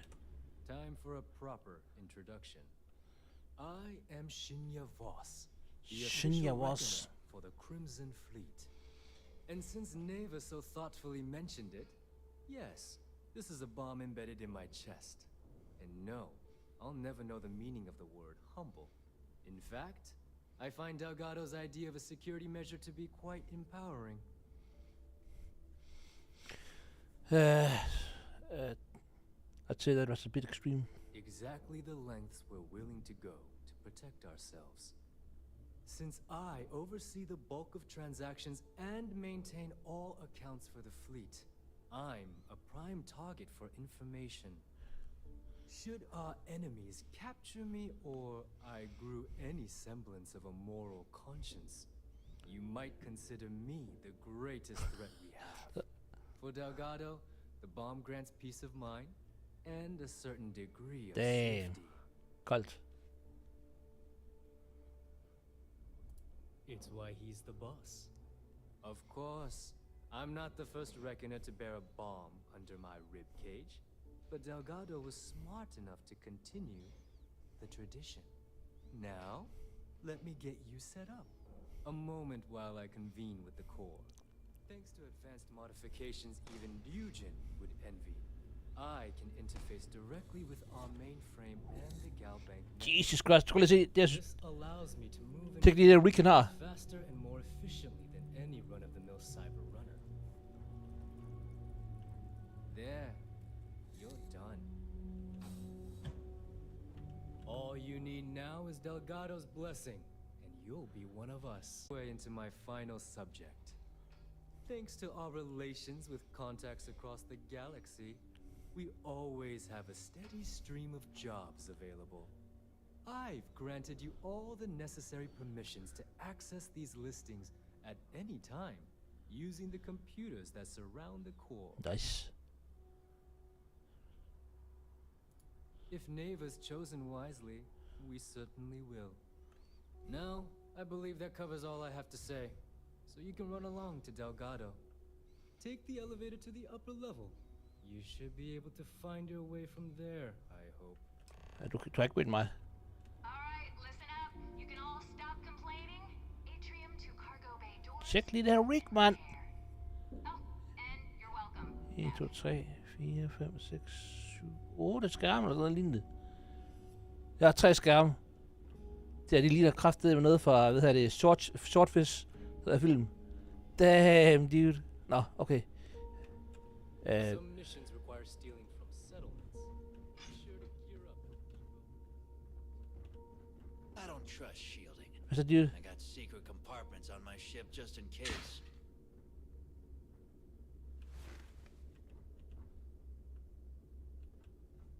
Kan vi træne? Nej, det kan vi ikke. Vi tager det bink. Need something? Og det var tilbage der, hvor vi kunne handle, ikke? Det var lægen. What do you need? Ikke lige nu. Okay. Last rook who smiled at me funny, I sewed his mouth shut. Now he laughs the same Hvad er det her? in pieces.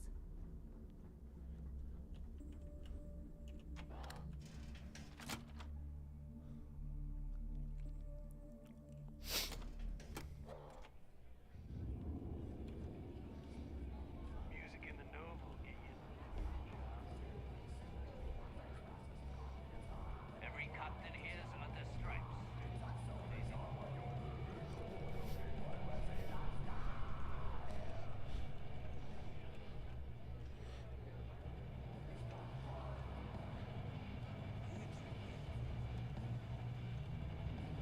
Maybe. We haven't decided. Kan I ikke sætte der dodos på? Okay, og grunden til, at jeg gik ind i baren her, det er fordi, de fleste steder, hvor der er sådan en bar, så er der sådan nogle automater, hvor man kan få jobs, men det kan godt være, at det ikke lige er her. Så det, men ellers så plejer det at være der. Så det skulle bare ligesom, det var der. Det var der ikke. Alright. Forfærdelig musik, den.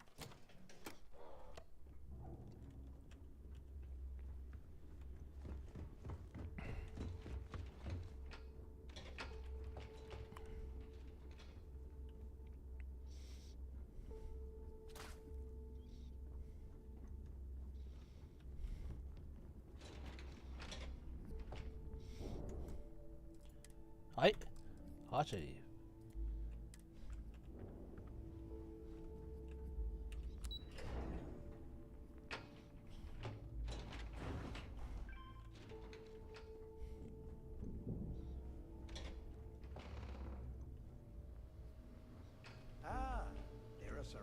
recruit. Delgado. So, now that we are all here, it's time to get down to business. The two of you are the only rooks that have made the latest cut. The rest, well, let's just say they won't be joining us ever again. Neva's willing to put her neck on the line and vouch for you, which means you've got what it takes to join the Crimson Fleet. You'd better not disappoint, or you'll find yourself answering to me, personally. All right, let's get started here. When you sign up with the Crimson Fleet, you're in it for the long haul. No one quits. No one retires. The only way out is death. You stay loyal or you pay the consequences. Fleet before friends. Fleet before family. Fleet before yourself.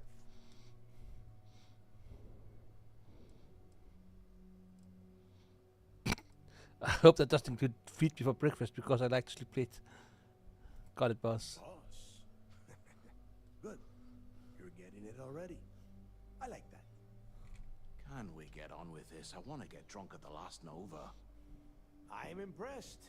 That is the first intelligent thing you have said this entire time, Mathis. Since you two seem so eager to move forward, let's get to your next job. Pack your cold weather gear, Rooks. Where we are going, you're going to need it. Oh, God, don't tell me you're dragging him down to Suvarol for another one of your little initiation runs. 10 Johns to the surface, 12 dead rooks. You'd think by now you would have given up on that goddamn campfire story. Crix's legacy is no story, Neva. We've got fresh eyes in the fleet. And if these two want to impress, they're going to help me search those ruins. I hope you're right, Dale. That new code we grabbed for the lot cost us a ton of credits. And a decent captain. This initiation, as Neva calls it, is your chance to see where it all began. Initiation. On Suvarol. Jeg synes godt nok, jeg kommer igennem mange af de der såkaldte initiations. That gave birth to the Crimson Fleet. And if his legacy is still out there, we're going to be the ones to find it.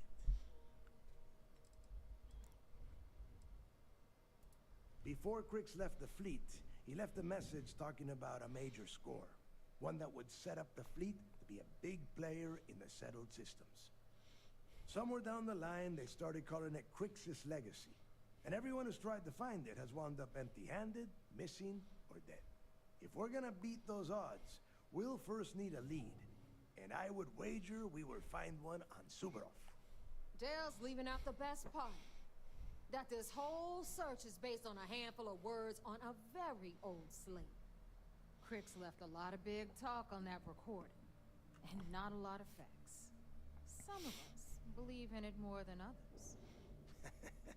Don't listen to her. When we get our hands on Crix's legacy, the fleet will be operating at a completely different level. We will become more than a match for UC system. Okay.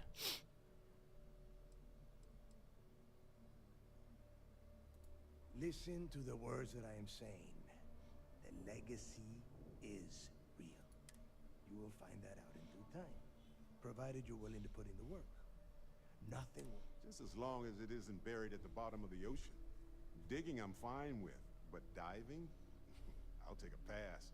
Planets in this system are cold enough already. Exactly. Now you're beginning to understand. Okay. Det gør jeg faktisk ikke. Jeg ved ikke engang, hvad det er, det der legacy.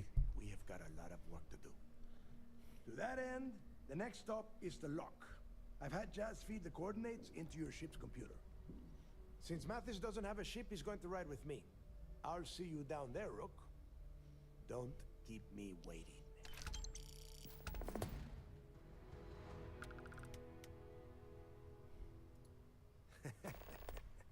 I could tell you stories that would last for hours. But now is not the time. You have a job. When you... Well, if you get back to the key. I think those recordings might...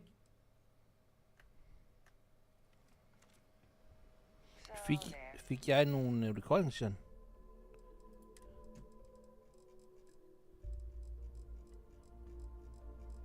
Nej, gør jeg ikke.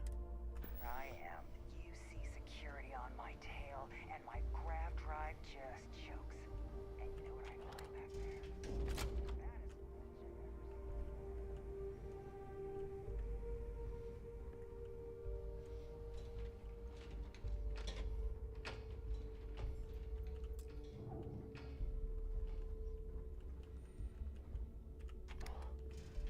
Hvor er det elevator? Er det hernede?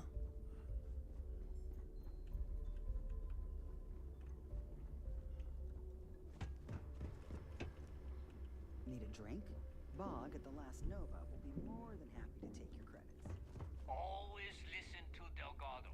Delgado.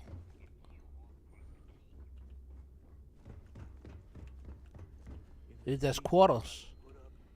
Shit, mand. Han tager lige noget dødløft, inden han sover. Fair nok.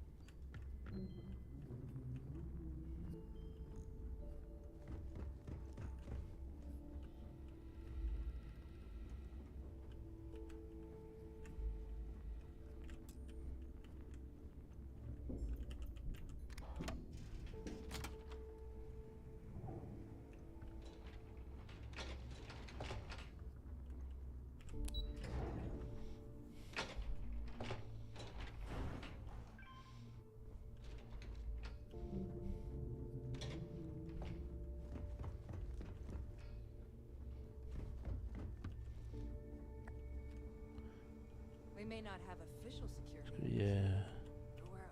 So, looks like we got ourselves a new rook. Once again, I'm Jazz, resident engineer here. Like Neva said, you need ship parts, repairs? I'll hook you up. As long as your credits are good. It may not be wider, but it's not on the books if that's what you're getting at. I can guarantee your ship will be in good hands. So if you're looking for... We got the best selection in the settled systems. No.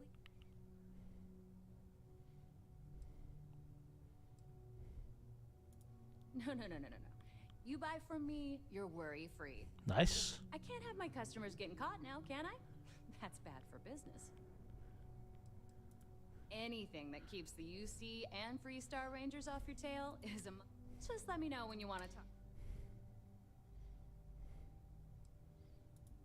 Neva's mine, so don't be getting any ideas. She may be a little rough around the edges, but she's just looking out for her own. There's no one better to have your back. Truth is, the fleet rescued me. Of course, I wouldn't have needed rescuing if they hadn't blown up the ship I was working on. Yeah. Delgado plucked me out of space and brought me to the key. I took one look at the place and was compelled to work. Soon after, he offered me a permanent spot with the fleet. All business and... I've got plenty of goodies to choose from. Det har jeg. Det har jeg ikke. Reaper. Ghost. Laser, hvad det er? Missiles. Banshee, den har jeg også.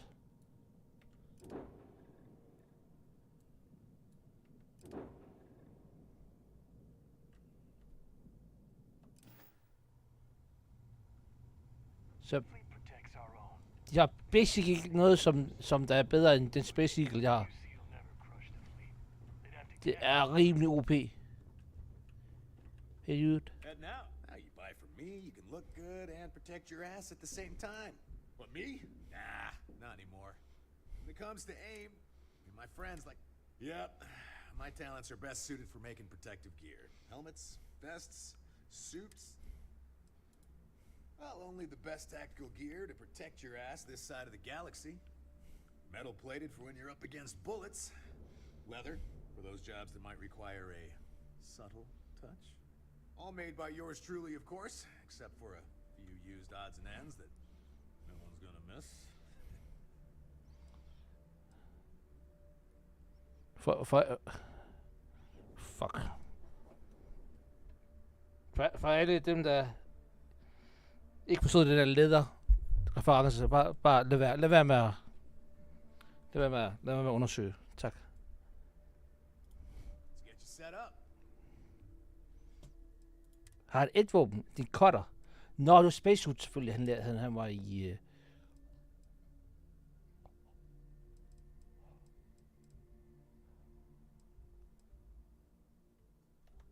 Okay, okay.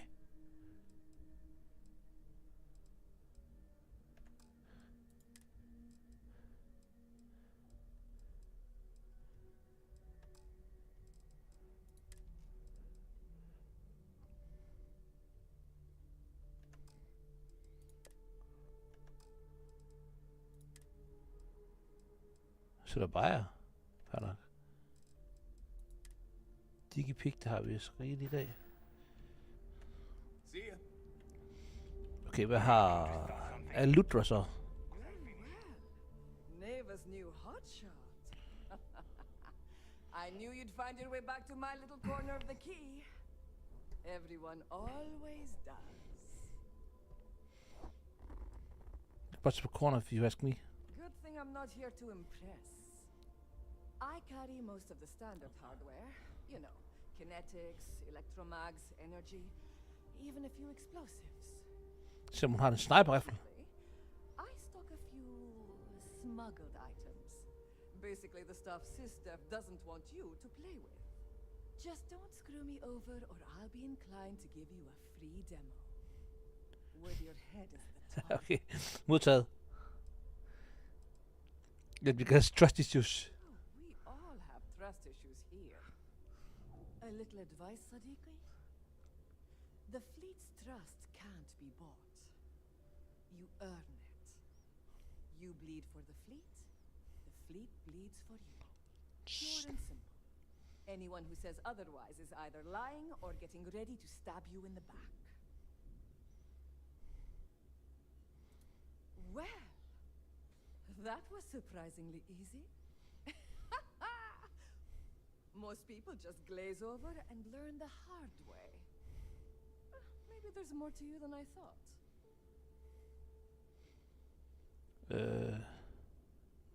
A message what you have in stock. Kinetic, electromag, energy. I got it all. Alt.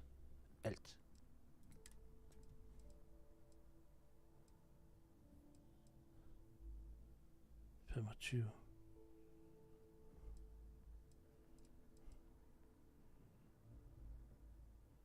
Nitten. 210.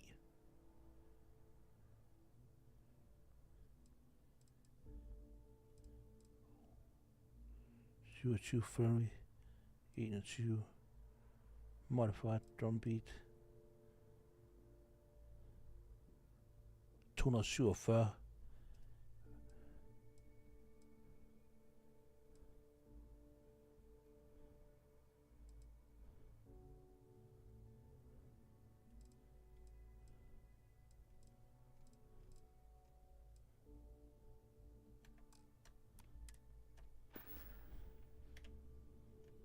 All right.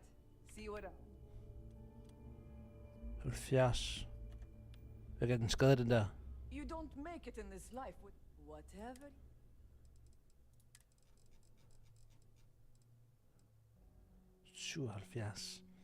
Det er nok pricey, den gør.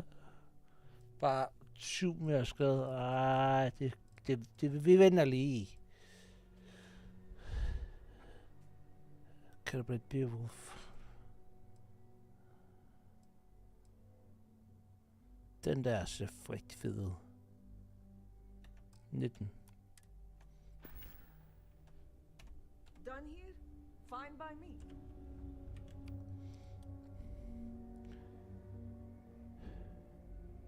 Det var 19, den anden. Weapons, ammo, mod. If your credits are good, I'm open.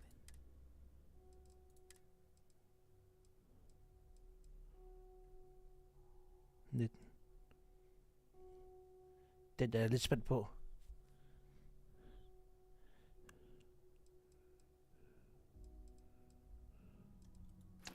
Nej! Køb det landet.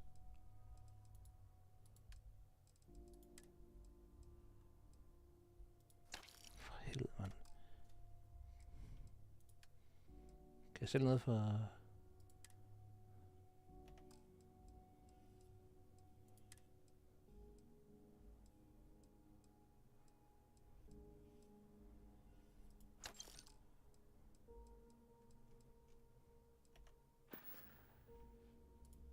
plenty of merchandise. Se hvad den der... der har range på 44. 26. 130. 52. Range 62. 57. Så det der er sådan lidt...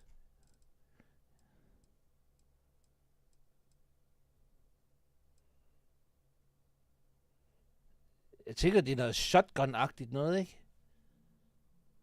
Det ser fandme fedt ud, den gør.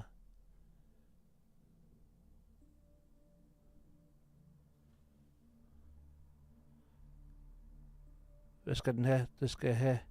Det er en shotgun. Ja, det er kæft, hvorfor siger jeg ikke det? Shotgun. Okay, der er nogle af dem, der er sådan også der er sådan lidt shotgun-agtigt noget, hvor de ikke hedder shotgun, så bare lige... Det er ikke fordi jeg sidder og drikker guldøl sådan onsdag. Jeg køber den sgu græs. Jeg gør den. Og det var ammo. Det var det, der hedder 1527.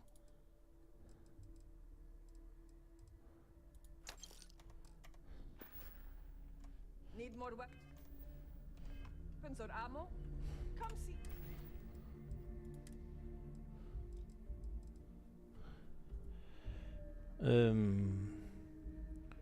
Hvad var det, det var B, og så skal vi nok smide den her ind til coachman, i stedet på coachman.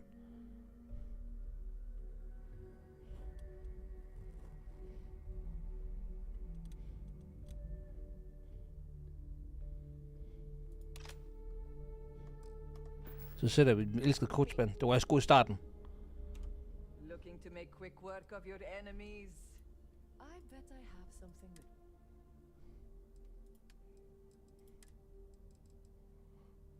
Farvel, min gamle ven.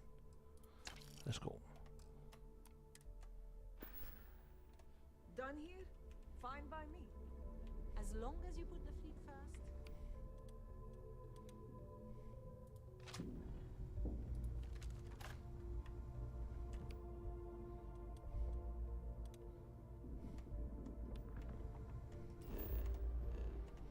Alright, lad os tage den her mission her, guys.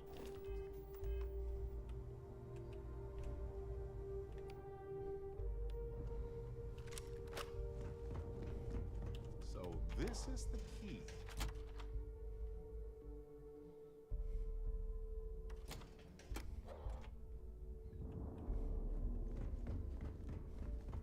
Been hearing some stuff about the mantis. Jeg havde bare hørt, der var nogle vilde skib, men det kan godt være, at man skal højere op i rang, eller hvad fanden det hedder, før de sælger dem, eller I don't know, eller ligger hen i søjen bare.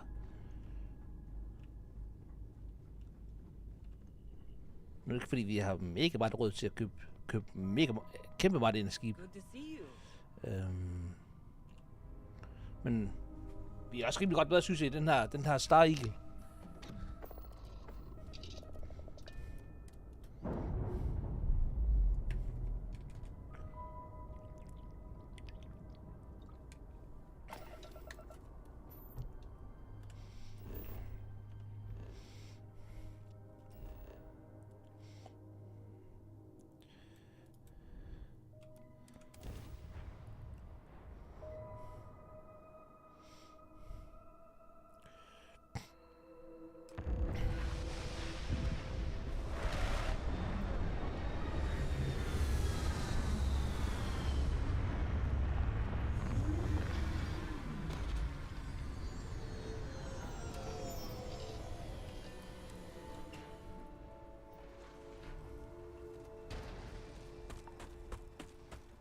About time you got here.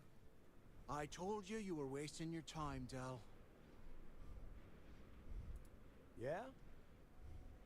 We will see. And Mathis, I am running things around here, so keep your mouth shut. You got that? Fine. All right, listen up, because I am only going to go through this once. I'm only going to say this once. Dig up any info about I should only say this once. We are not here to scrap for loot. Whatever you pick up, Don't think, don't get creative, bring it straight to me.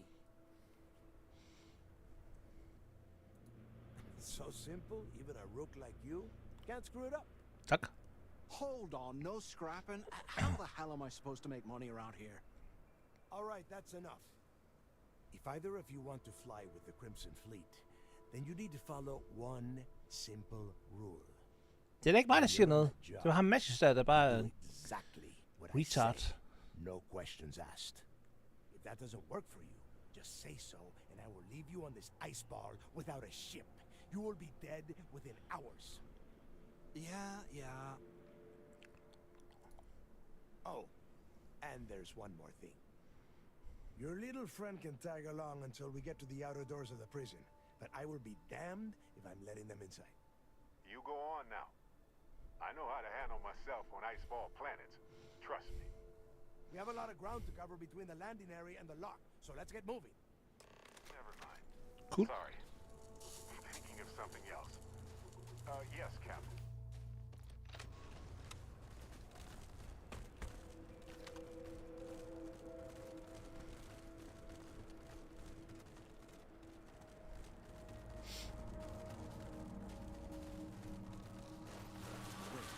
I hear some.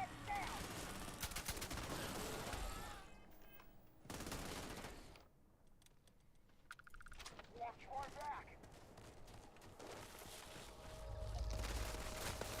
Skud i efter.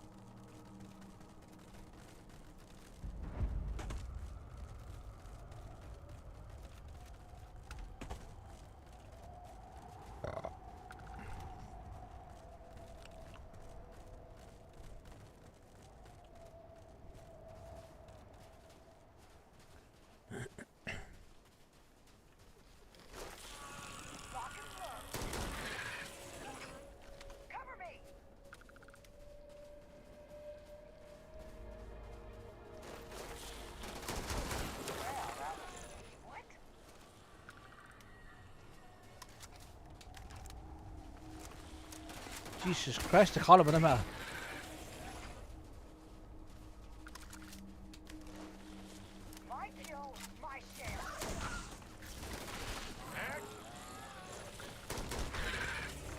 Ja, det er jo 28, der er alt.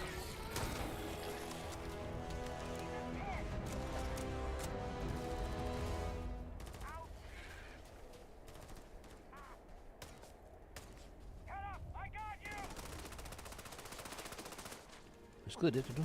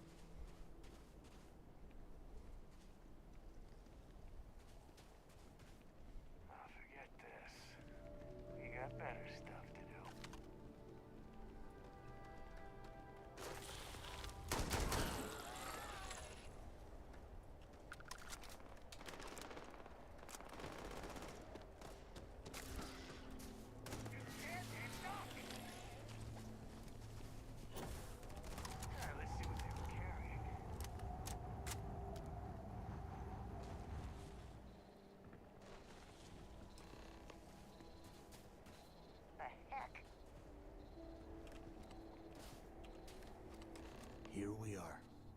The place where Jasper Griggs laid the groundwork for finding the legacy and eventually the Crimson Fleet. The lock. Yeah, He needs to get this thing open, like, right now.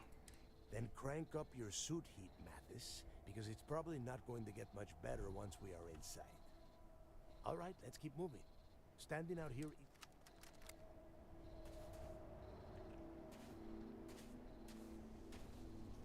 This ID card cost a small fortune. Let's hope it pays off.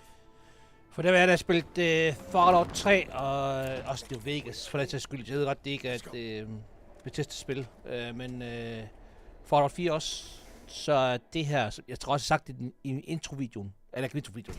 Jeg havde sådan mine første tanker 15 timer, første 15 timer med Starfield, hvor jeg snakkede lidt om, at det her, det er noget af det bedste gunplay, jeg har følt i et Bethesda-spil. Det er ikke fordi, det ringer op på højde med Destiny, men det er rigtig godt. Det er det. Altså i forhold til det Bethesda-spil.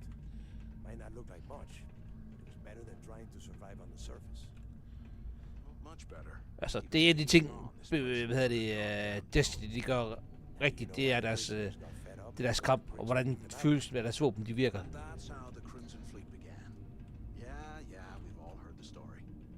It's not a story, Mathis. It's history. Remember that. Now, keep your mouth shut and your eyes open.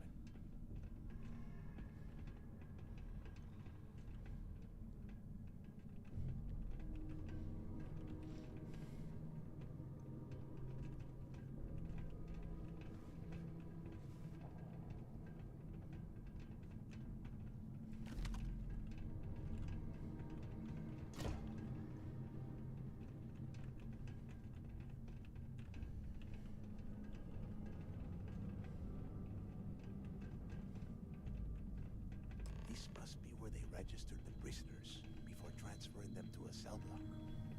Could you imagine being stuck under a ton of ice like this for the rest of your life? Yeah, sure. Must have been awful. Better them than us, though, am I right? Wait, shut up a second. Did you hear that? Wait, what was that?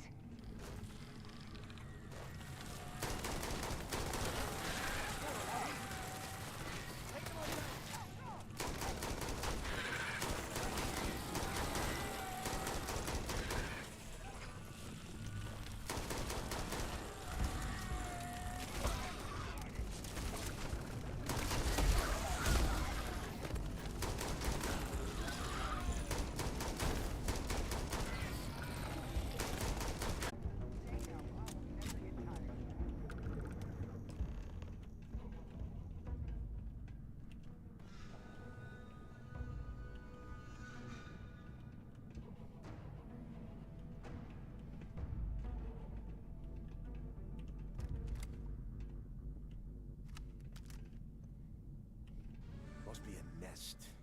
I bet these things are crawling all over the place. Lækkert. Yeah, and their buddies probably heard us firing from about a kilometer away. Det bliver lækkert. Hallelujah. If we weren't on this job with Delgado, I'd drop you for saying that. Kom bare, Mathis. Enough already. Come at me. I should have known better than to bring both of you at the same time. Now let's see. Looks like we are inside some sort of prisoner transfer area, but everything is locked down tight. Since you are such good friends, why don't you and Mathis head up to that control room and see if you can get some more of these doors open? Okay.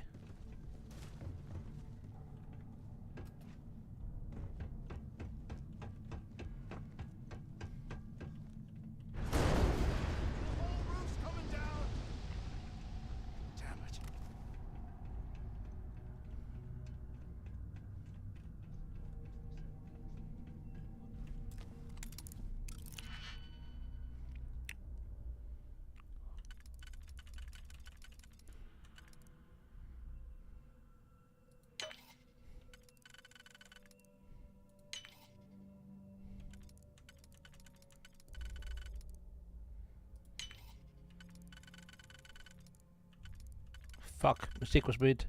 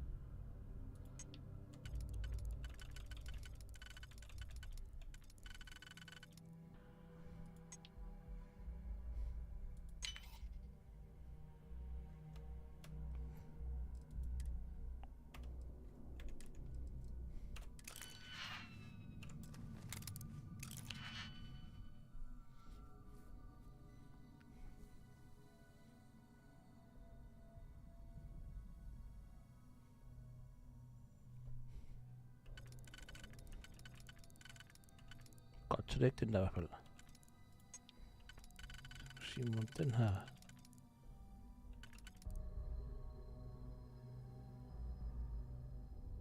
Jeg tror den, okay.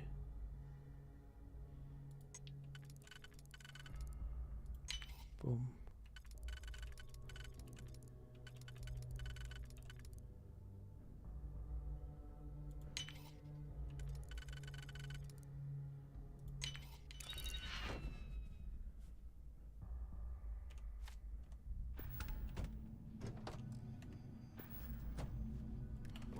This is just great.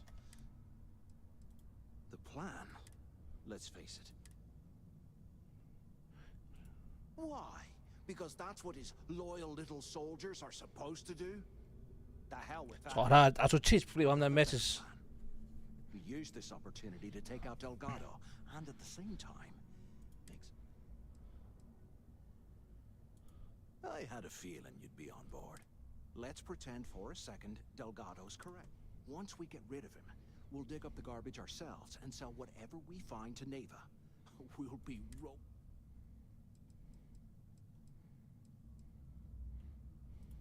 Are you crazy?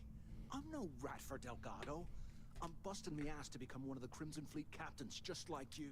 And in case you missed it, that icefall trapped both of us in here. Unless we find a way out, no one's reporting anything to anyone. Ever again.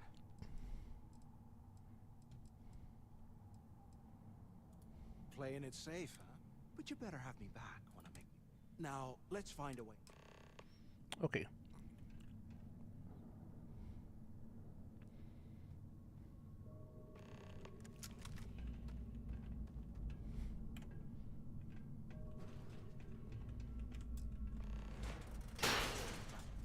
I guess that's one way through.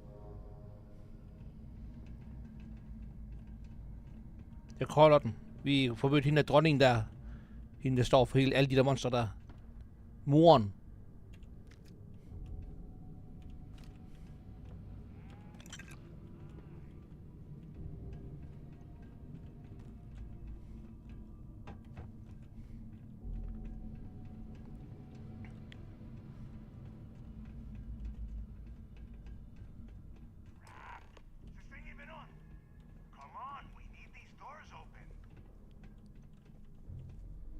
Tissues, okay. Det behøver jeg ikke.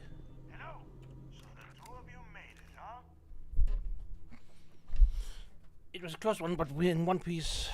Well, brush the dust off and listen up. We have obviously been cut off, so I need you to do two things. First, I want you to keep looking for a way to open the rest of the doors down here. Otherwise, I'm not going anywhere. And second, try and dig up whatever you can about Jasper Cricks. You both got that? Yeah? You'd better. And tell Mathis not to get any bright ideas, or I will gut him myself. Cool, you.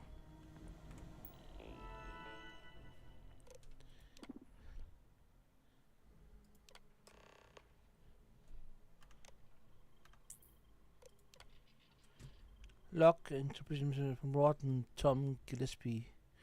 To transfer area agrees with advice that all prisoners are classed into proper and take a restaurant. D block standard prisons unit LC. Violent offender C block. D block high risk prison unit. Solitary confinement unit A. Okay.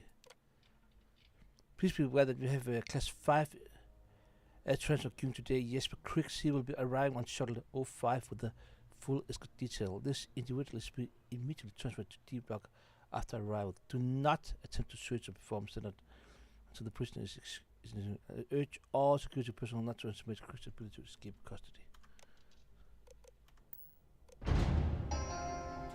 Attention. Lockdown mode has been rescinded.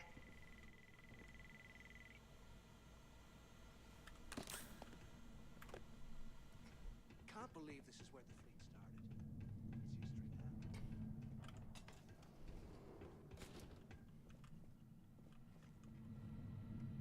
Can do.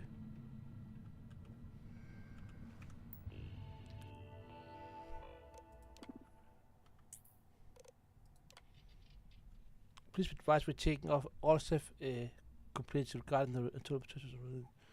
The force of facility has been provided poorly to the heating system is with code leaving some sections to temperature as low as 5 degrees Celsius. Administration understand the conditions within the lock are less than ideal for staff, so we ask for your patience while we wait in the improve system. Okay. This security alert is issued to all personnel. It's been brought to attention that some of the prison population has discovered a way to create improvised weapons by carving chunks of permafrost from cell blocks wall. Thermal cores from portable heating units are being combusted and used to manufacture these. Extra blanket school.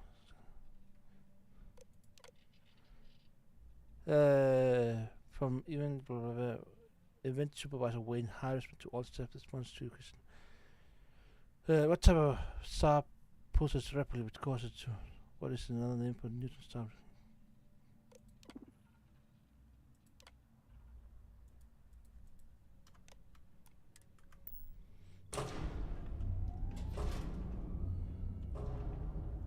Huh. What's that over there?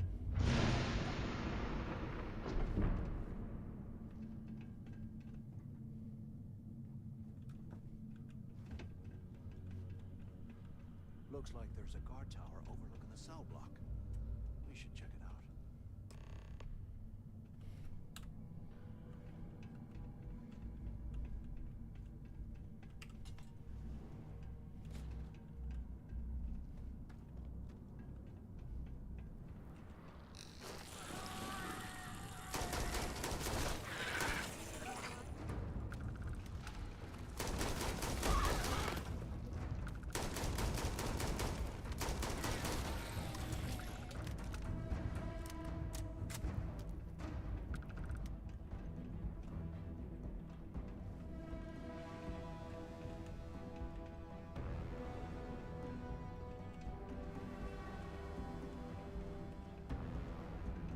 Så bare vi følger den her, tænker jeg.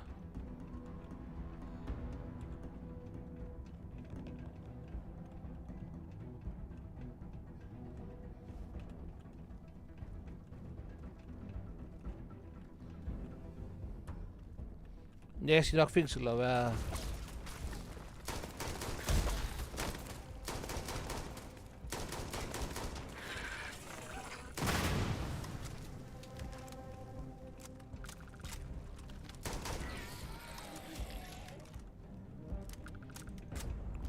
Overvej lige at være fængsel her, mand. Så en isblok.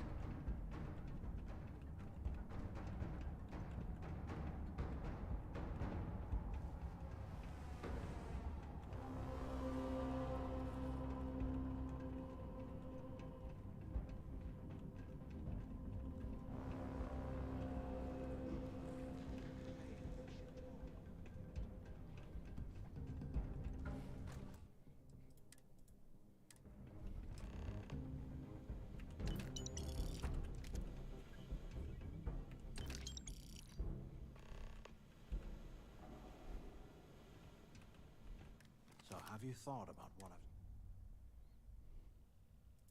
Yeah, right. You saw it back there. Those things, whatever they were, they've probably ripped it. And if they haven't, we can still handle the job. You've got a point. All right, I'll follow your lead for now. So, now that we've made it to the guard tower, what's our next move, genius?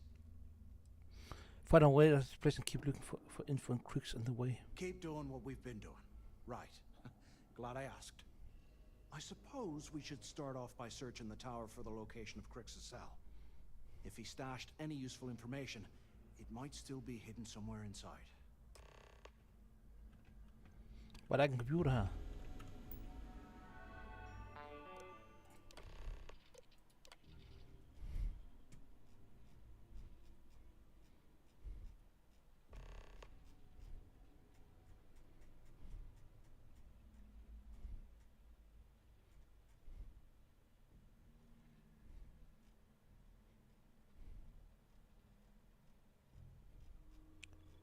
Okay, finde Crix.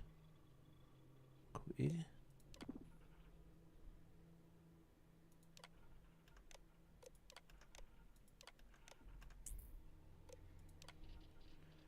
Due to inconvenience, please adhere to the following procedure when accessing. Report to the appropriate switch station for your assigned block station. Ensure that there are minimum. Use the switch station. Jesus Christ, man. Provide the daily server code for access. D-Block has been designated as high-risk prison unit, which means it will be housing some of the most dangerous offenders in our facility. All D-Block security personnel are therefore fully authorized to use whatever force or defend the lives of staff members. If a weapon is discharged in the line of duty, be sure to fill out it.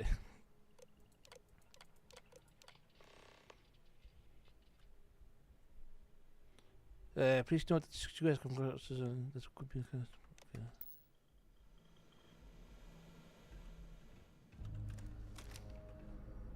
Jeg glemmer helt, at jeg har fået min nye popcorn. Det skal vi da lige. Yeah, bruh.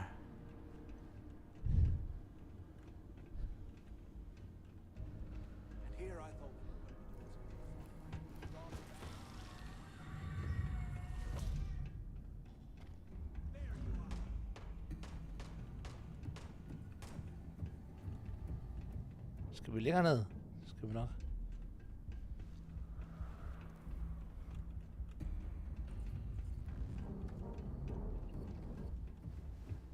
Det er mig.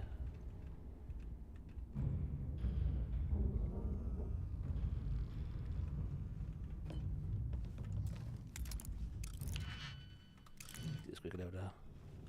Ikke lige i dag.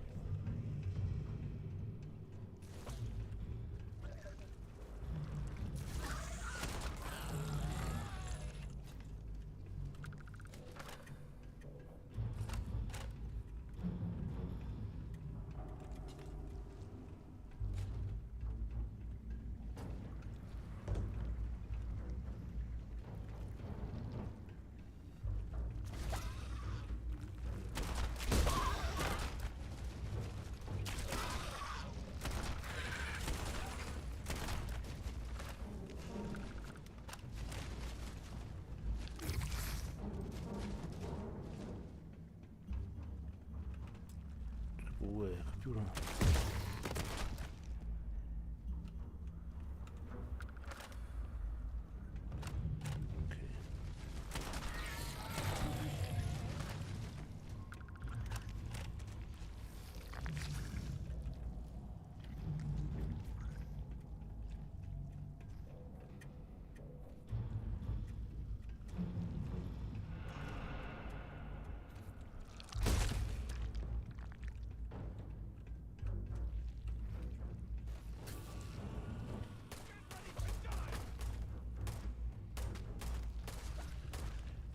Jeg tror bare, vi skal over her, tror jeg.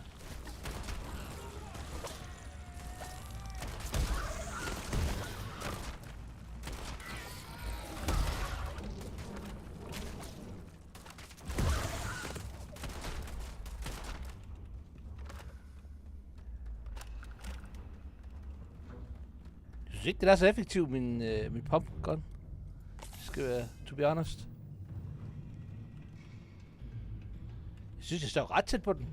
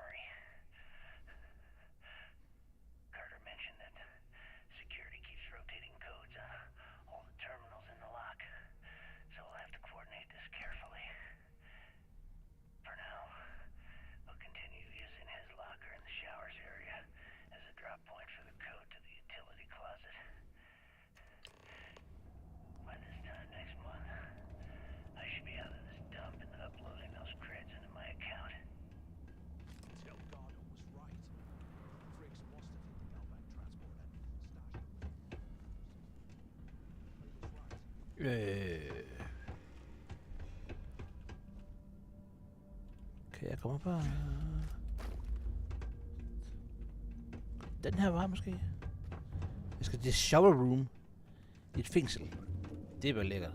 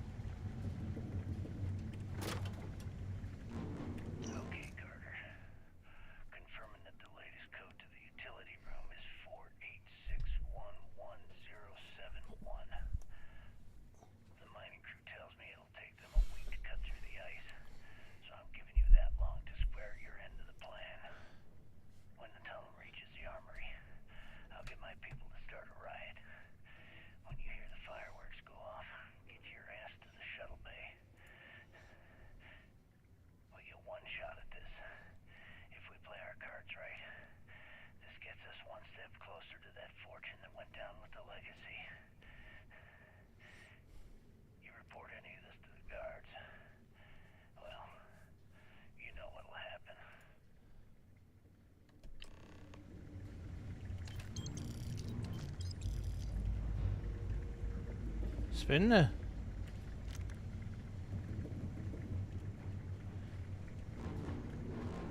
Det var ham, der simpelthen startede det her, hele den her Crimson Fleet. Sjovt lige at møde nærmest legacy duden. Kan jeg komme her? Det kan jeg ikke. Okay.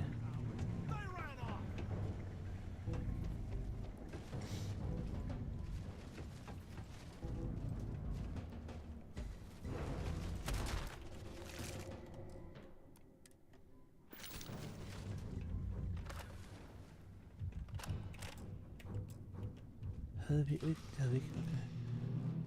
Det var også opstået den der. Det er cool. Skal vi have en? Wow! Goddammit. Hvad er du det?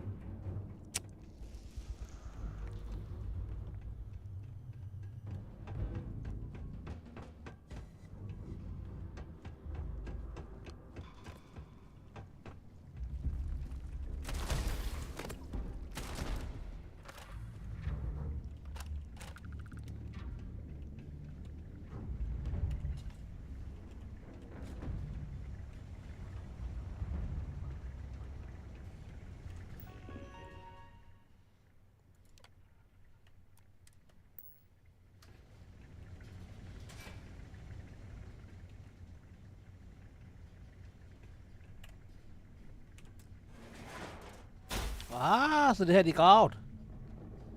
Nice. Was this an armory? Looks like they cleared this place out. Ej, der er lidt loot. Hvad skal jeg tage den? What do we have? Max shot. Ej, det gider vi sgu ikke. Give me a sec. This sort of come in handy. Tog du mit våben? Tog du mit våben, bro? Jeg siger Mattis.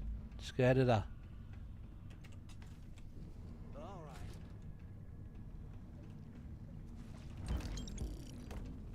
Yeah.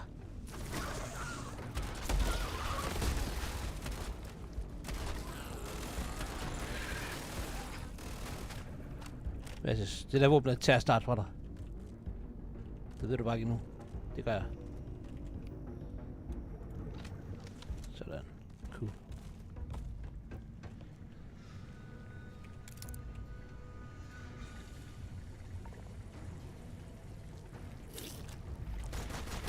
What the fuck er det? Yeah.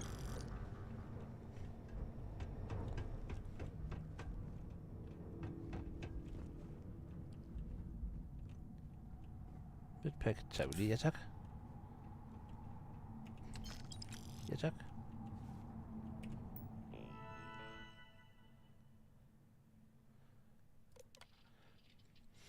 When we're going to have to put a stop to the prisoners' birthday celebration that you instituted last year, I understand that the morale of the prisoners is directly connected to how well they are rehabilitated, but these events have become far too destructive and dangerous.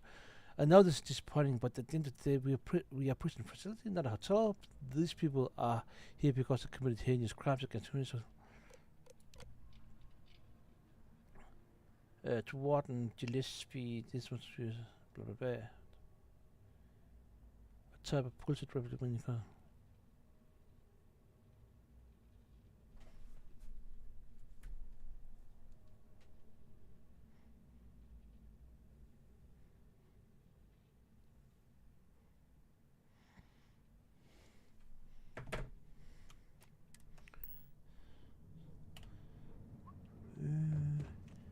Skal vi op her?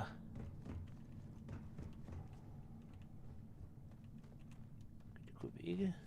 What I wouldn't give for a space heater and a hot cup of bogs right now.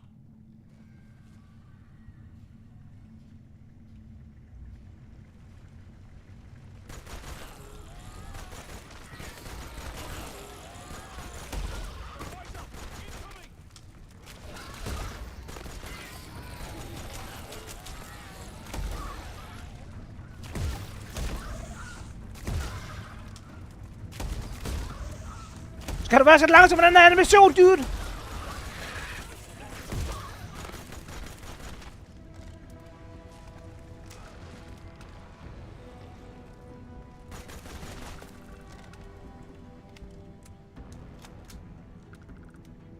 Amp, tak.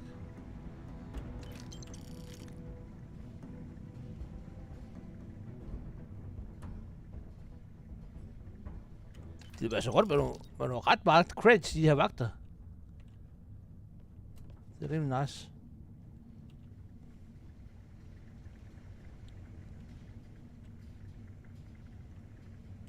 Ja, tak.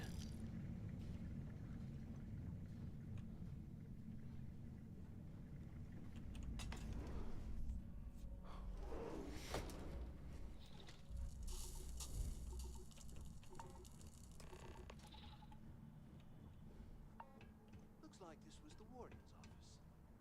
They built the office right next to the shuttle bay for quick escapes, I bet. Smart. Det er smart, ja. Look out the window. Come over here. Where have you been? Use the warden's intercom. I hope you found something because I am getting sick and tired of this place. Og det er bare sådan kulden, alt imens vi løber rundt der. Det var fængsel som et... I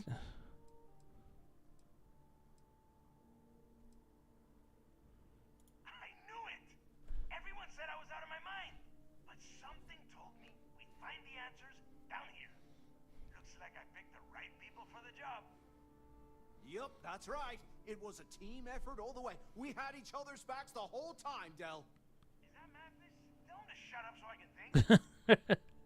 Yeah, sorry, Del. You go right ahead.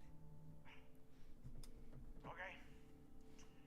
Now all we have to do is find a way off of this planet.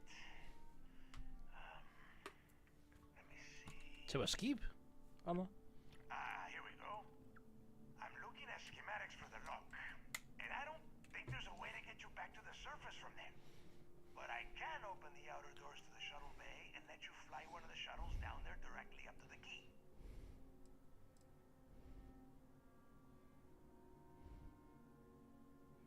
Good answer. You're learning fast. Okay. Let me see. One of these probably opens the door. Shuttle bay activated. Initiating the icing process. Please stand by. Yup. It's got it. Might take a while though. Those bay doors have not been opened in almost a century. You have done a hell of a job, Rook. We will talk when you get back to the key. Okay. Hey, look, well, I wanted to thank you for not being a jerk and how... Cool. Look, about all that killing Delgado stuff, why don't we just forget about everything that I said? You know, like it never happened.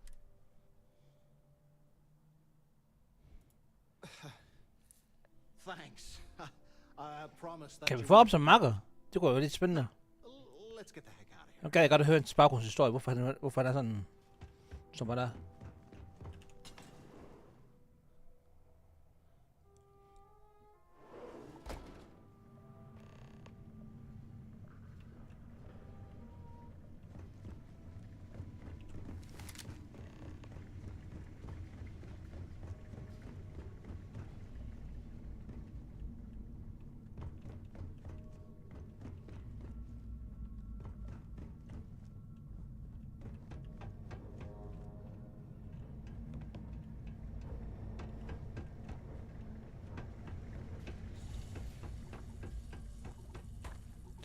Skal jeg op her, eller hvad? Skal...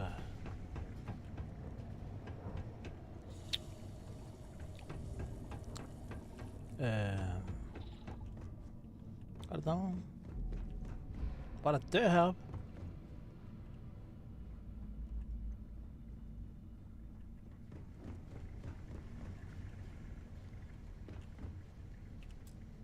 Det var der ikke.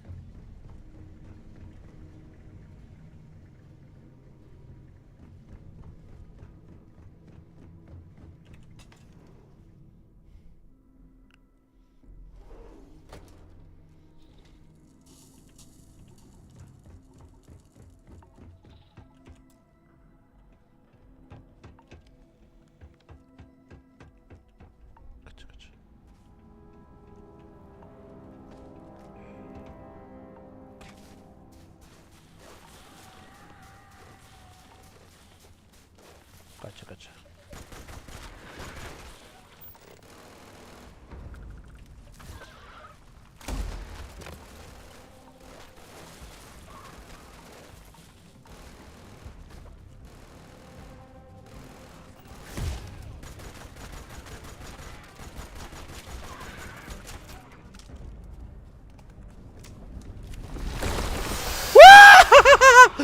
What the fuck var det?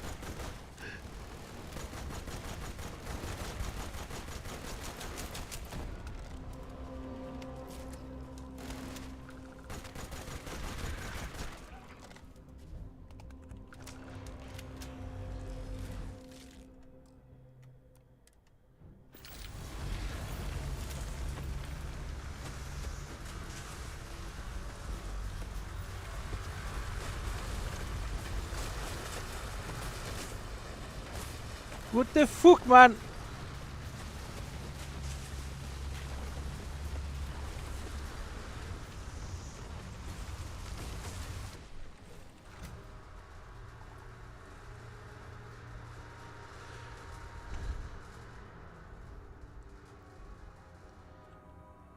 Nå guys, der skal jeg lige og have nogle nye underbukser på efter den tur.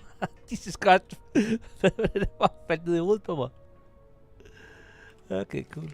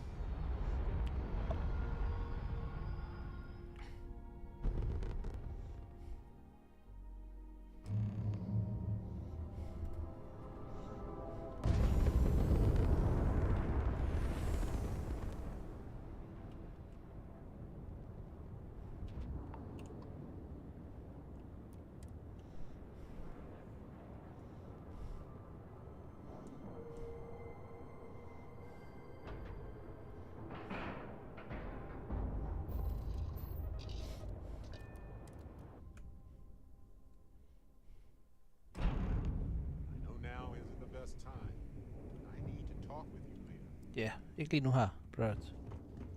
Fem tager det sammen.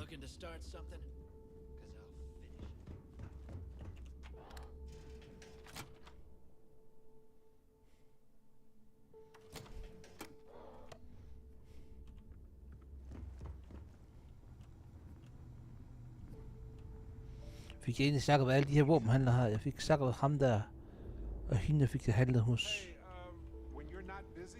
General Goods. We're know exactly what. All right. Så hun har resources. Nice. Det er bare, hvis vi skal der er virkelig i gang med det der basebygning der. Last recluse smiled at me funny. Altså, medmindre jeg bliver uvenner med den her fraktion her, det er jo så det. Now he laughs the same way he eats. Right.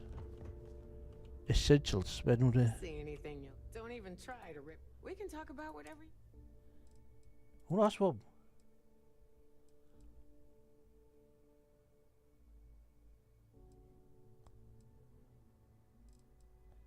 Hunter Wolf 21. Come back and see me sometime. Hvorfor har en almindelig Beowulf gør 51 damage, hvorimod den der specielle en der, den giver kun 21? Så ved jeg godt, der er scope på. Stadigvæk.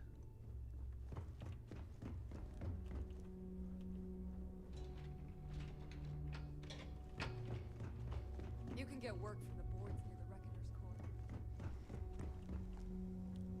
Every time I see Ramsey smile, I want to punch him.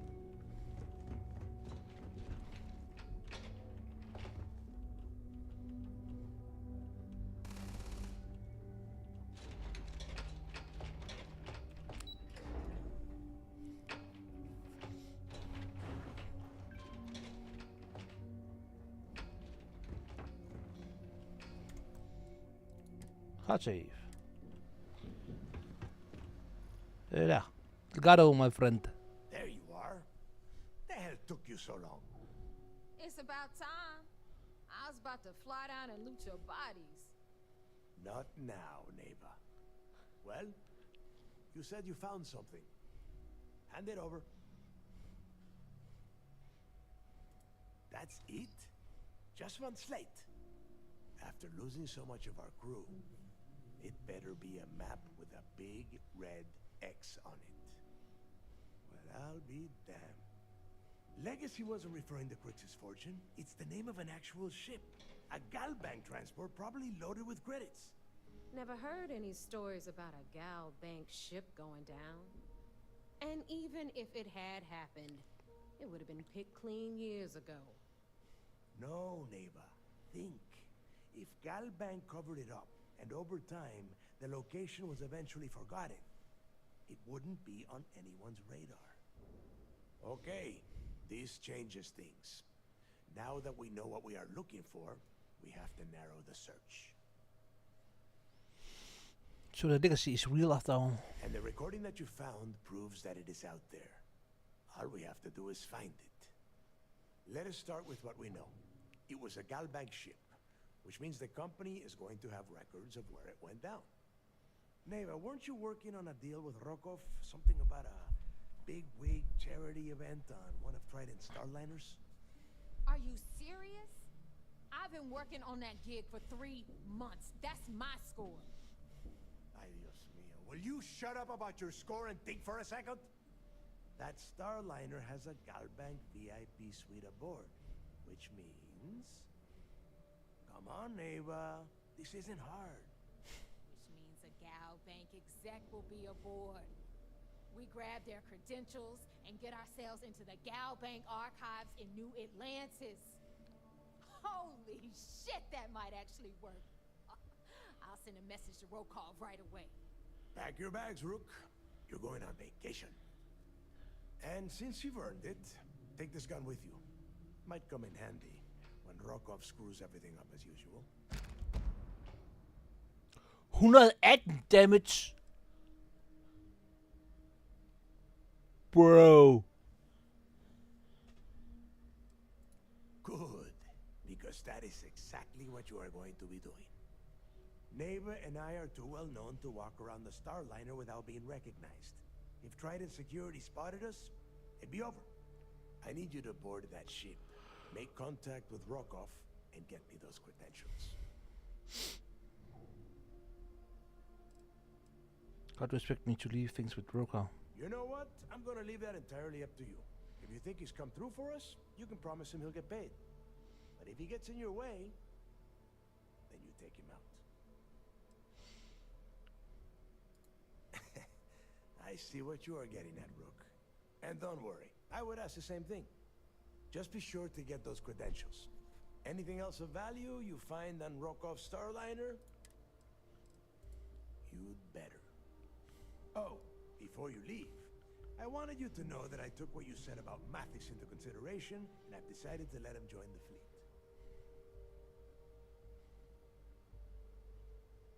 We'll see. That's it then. Next stop for you is Rokov's Starliner, the Siren of the Stars. And remember, Rokov does not need to know anything about Grixis' legacy. For now, it's just between us. Now get out of here. Hey, Rook, before you head out, I need to have a word with you. Meet me at the last Nova after you wrap things up with Mathis.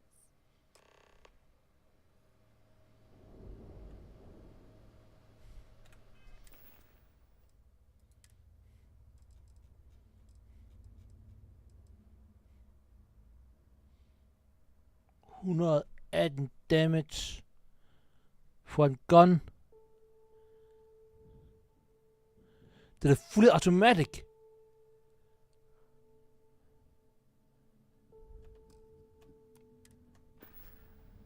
Ja, det tror jeg lige, vi skal have. Every captain here's art their stripes, bleeding for the fleet. Står der, hvad er kysten så?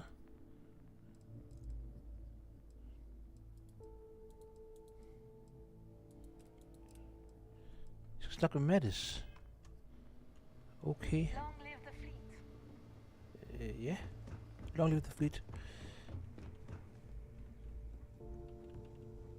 The fleet protects our world, but you turn against us, and you are dead. Altså, det lyder, den er rimelig nice.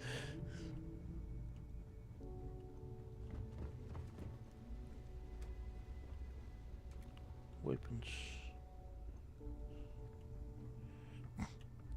Skulle vi snakke med Mattis? Det er der, hun skal snakke med. Her sidder barn og drikker. Hør da. Hey Mattis.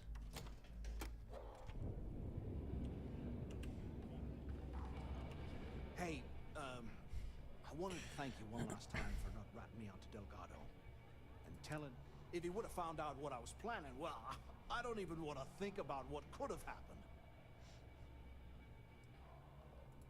I appreciate that. And look, if you ever need anything, an extra gun or whatever. Thanks. Well, I guess. You just, you know, take care of yourself out there. Altså, jeg kunne jo, kan man sige... jeg kunne jo tage ham med som teammember, så se den der gun der, han fik. Det der forfærdelige musik der. There you are. All right, look. I've been lining up a score with that asshole roll call from the Siren of the Stars for months. I'm not about to let a payday slip through my fingers. So guess what? You're gonna finish the job for me. Okay. You help if I knew what you were talking about. I'm about to tell you, so shut up and listen. Oh, Lino. Rokov's been tipping me off about some kind of bullshit charity event that the Siren of the Stars is hosting. At the event, they're gonna give away something called the Earth Savior Award, which is worth tens of thousands of credits. So it's simple. While you're on the Siren, swiping those Galbank credentials, I want you to grab that award and bring it to me.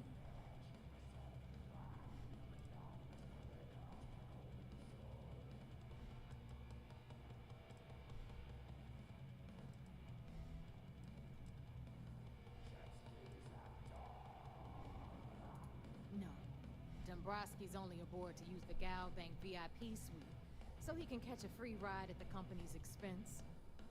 I'm sure he'll be there partying with the other spoiled brats. I can guarantee he doesn't give a crap about what's going on at the event.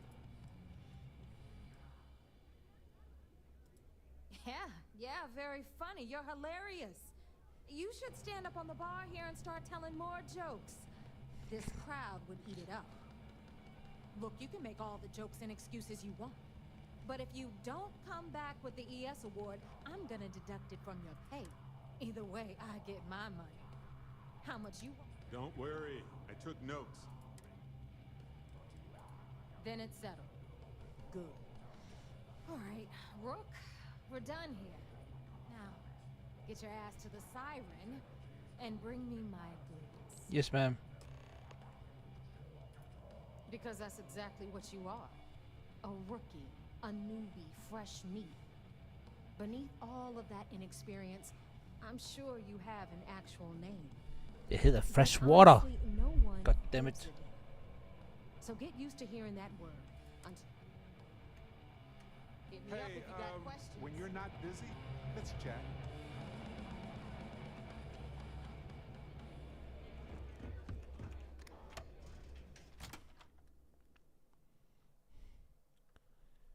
Wow. Clearly, I know now isn't the best time.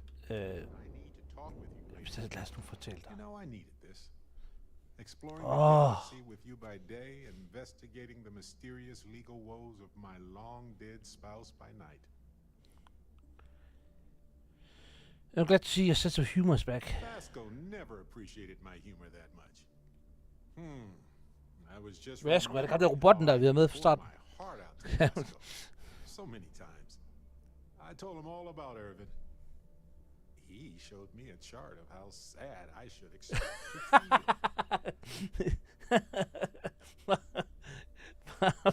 Bare fortæl, hvor sjovt man har det, så robotten det kommer på sådan et Excel-ark der. Nu skal du se. På en skala fra 1 til 10. I'm sure Vasco was a reliable co-pilot. Oh, we got to point B many times just fine. Top-notch co-pilot. Would recommend him to anybody. Anyway, I'm glad you're here right now because we have things to discuss about Irvin's case. I heard back from my contact. They looked into Hephaestus Mining Corporation. Looks like they paid off the judge. And thanks to our contact, we now have the receipts. What's the proof Hephaestus paid the judge? Bank transactions. A precise amount was transferred to the judge only the day before the ruling. No, my contact does for now. I trust him. We worked together a long time ago. And it depends on what I want to do with all the proof, if anything. I tend to agree. It's interesting, but not enough to take it to a lawyer yet. So I know a cyber runner who has accessed corporate archives before. Cyber runner. They can dig into the classified archives before we go to a lawyer. We can pay extra for them to use less legal methods to obtain information, but that adds risk. I don't know. I guess that's a good question for a lawyer.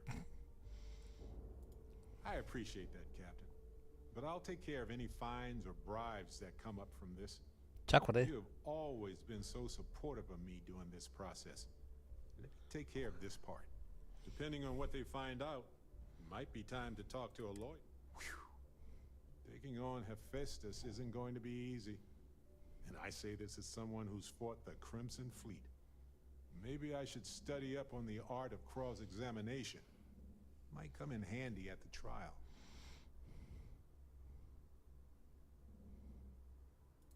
That's solid advice. Know your actual limitations, and not the ones granted to you by a mysterious superpower. Anyway, let's go adventure while we wait on the cyber runner to get back to us.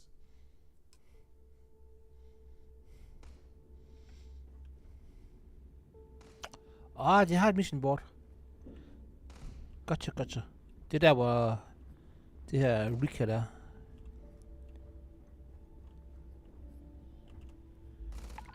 Jeg er spændt på, hvad deres mission det er. Piracy in Perina System. We have got of US system carrying a load of instruction. Piracy in source system.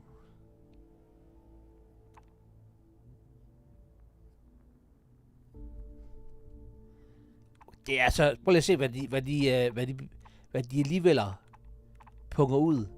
Problemet er bare, at det samme, jeg skyder på et UC-fartøj der, så får jeg 15.000 bounty. Så just saying. Skal vi se. Jeg tror, vi skal tage den der først. Jeg tror, vi skal smide det der evidence over til hende der den Nemesis.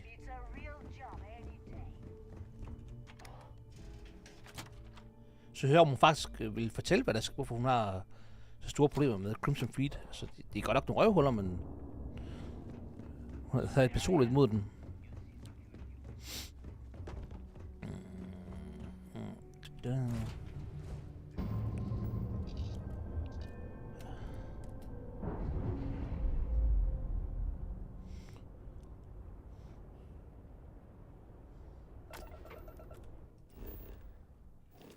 What?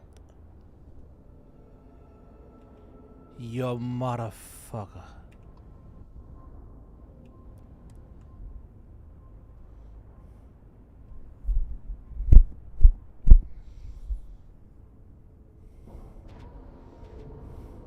Er det en del af mit skib nu? Er det en del af mit skib? Har jeg fået sådan en lille shuttle? Seriøst? We call UCC staff sharks, but to the fleet, they are just bait. Hvor er det, hun har hende der dame? Ja? Hvor her hende var det ikke? Ja, skal vi ind. Så var det lige ved indgang, var hun ikke?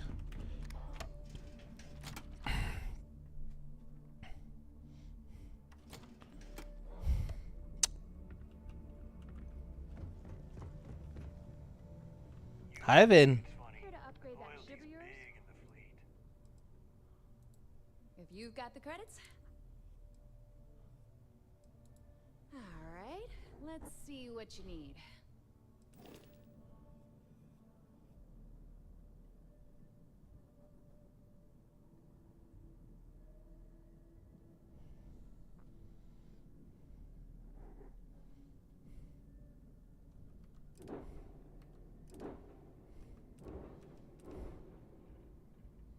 Hvad koster det at registrere det?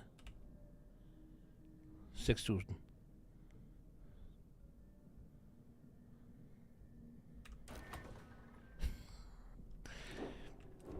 Altså, som sagt, jeg snakker jo lidt om, at til på en chill stream, sådan søndag måske, på en søndag eller lørdag, eller whatever, når vi sådan lidt mere tid, så kan vi lige tage 2 timer, hvor I bare smutter fra streamen, hvis I ikke gider se på det.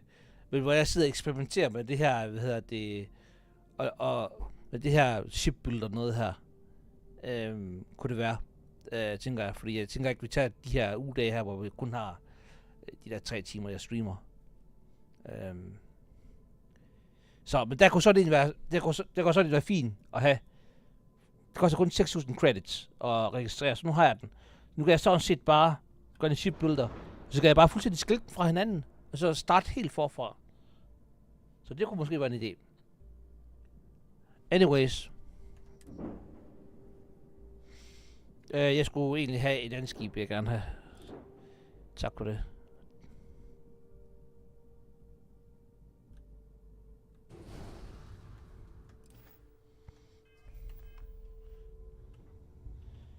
Need a drink? Bog at the last Nova will be more than happy to take your credit.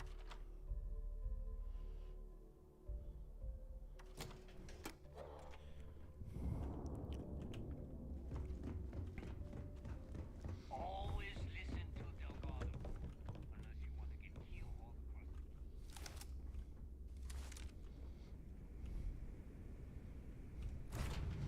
Hey, you might want this.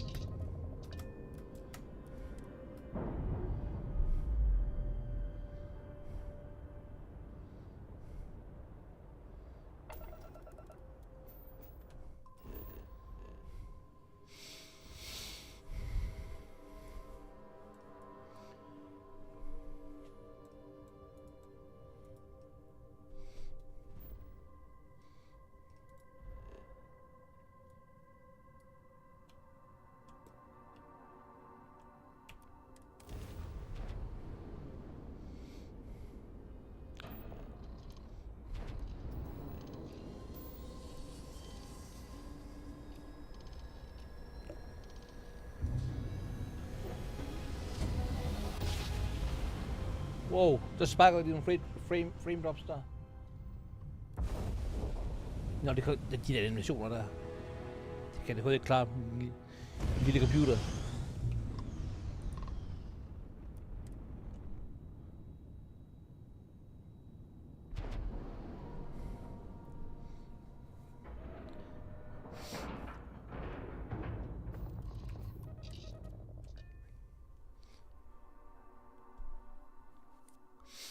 Vigilance.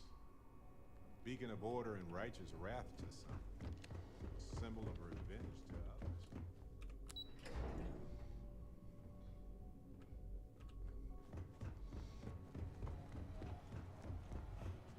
Remember to turn in any evidence fragments you... Excellent. Let me have it. It's amazing that all this romantic nonsense about Crix's legacy really just amounts to a rumor Jasper Crix picked up in jail. It just goes to show you how a tiny rumor can snowball into a full-blown fairy tale. Anything else? All right. Keep up the good work. I'll be here if you have any more questions. Anything new to report? Not really, no. I've learned to keep my personal experiences separate from the job. Don't get me wrong. I appreciate that you care. It's just that I don't feel like now's an appropriate time to be discussing these things. Let's just stick to the job at hand and concentrate on the mission. But, maybe we can talk about it some other time, okay?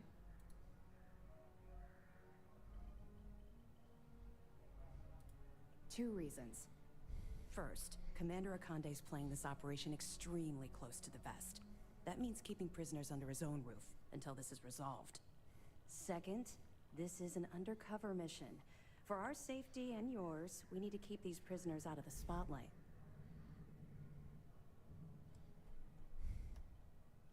Let me know if you need anything else. Okay.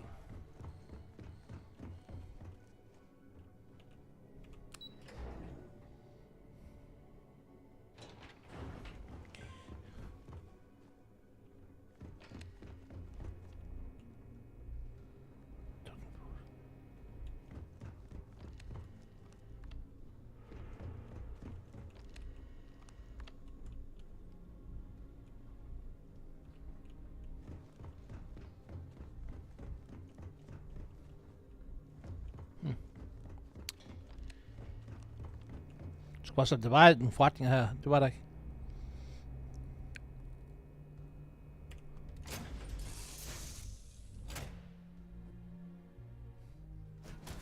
Go out, stuff fast, and get out of here. I'm anxious to see the stars again.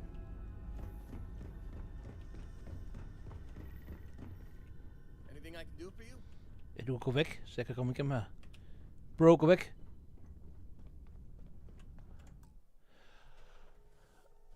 Alright guys, vi skal til at stoppe streamen for denne gang. Det har endnu en gang været hyggeligt at streame for jer. Jeg håber I synes det er et sjovt, godt spil, spændende spil det her, det synes jeg i hvert fald. Jeg er jo ikke helt oppe at ringe i forhold til det. Jeg er nok på en... Jeg hader det der med karakterer der, fordi det er sådan noget... Men jeg er da nok oppe på et stort årtal. Så det... Så det... nu skal jeg lige kigge. I morgen torsdag har vi The Other Worlds klokken 18. Og så har vi måske The Red Dead Redemption fredag. Lørdag er jeg streamer ikke. Og så måske noget... Jeg har bare skrevet måske noget streaming søndag. Så det kunne godt være sådan en chill stream-agtigt noget, hvor vi tager nogle missioner i Starfield, men hvor vi også prøver at eksperimentere. Det var meget S, der jeg fik på der, at eksperimentere med med nogle af de der outposts, måske udbygge dem, og måske også prøve at modde vores skibe lidt mere. Så det kunne være sådan noget, vi gjorde sådan søndag. Jimmy, tak fordi du kom forbi. Det er rigtig, rigtig hyggeligt. Tak for dem, der kommer og lykker i streamen. Skal I også være mere end velkommen til. Som sagt, The Other Worlds i morgen, og så skal jeg nok give lyd frem og hvor meget tid jeg har at streame i weekenden. Så.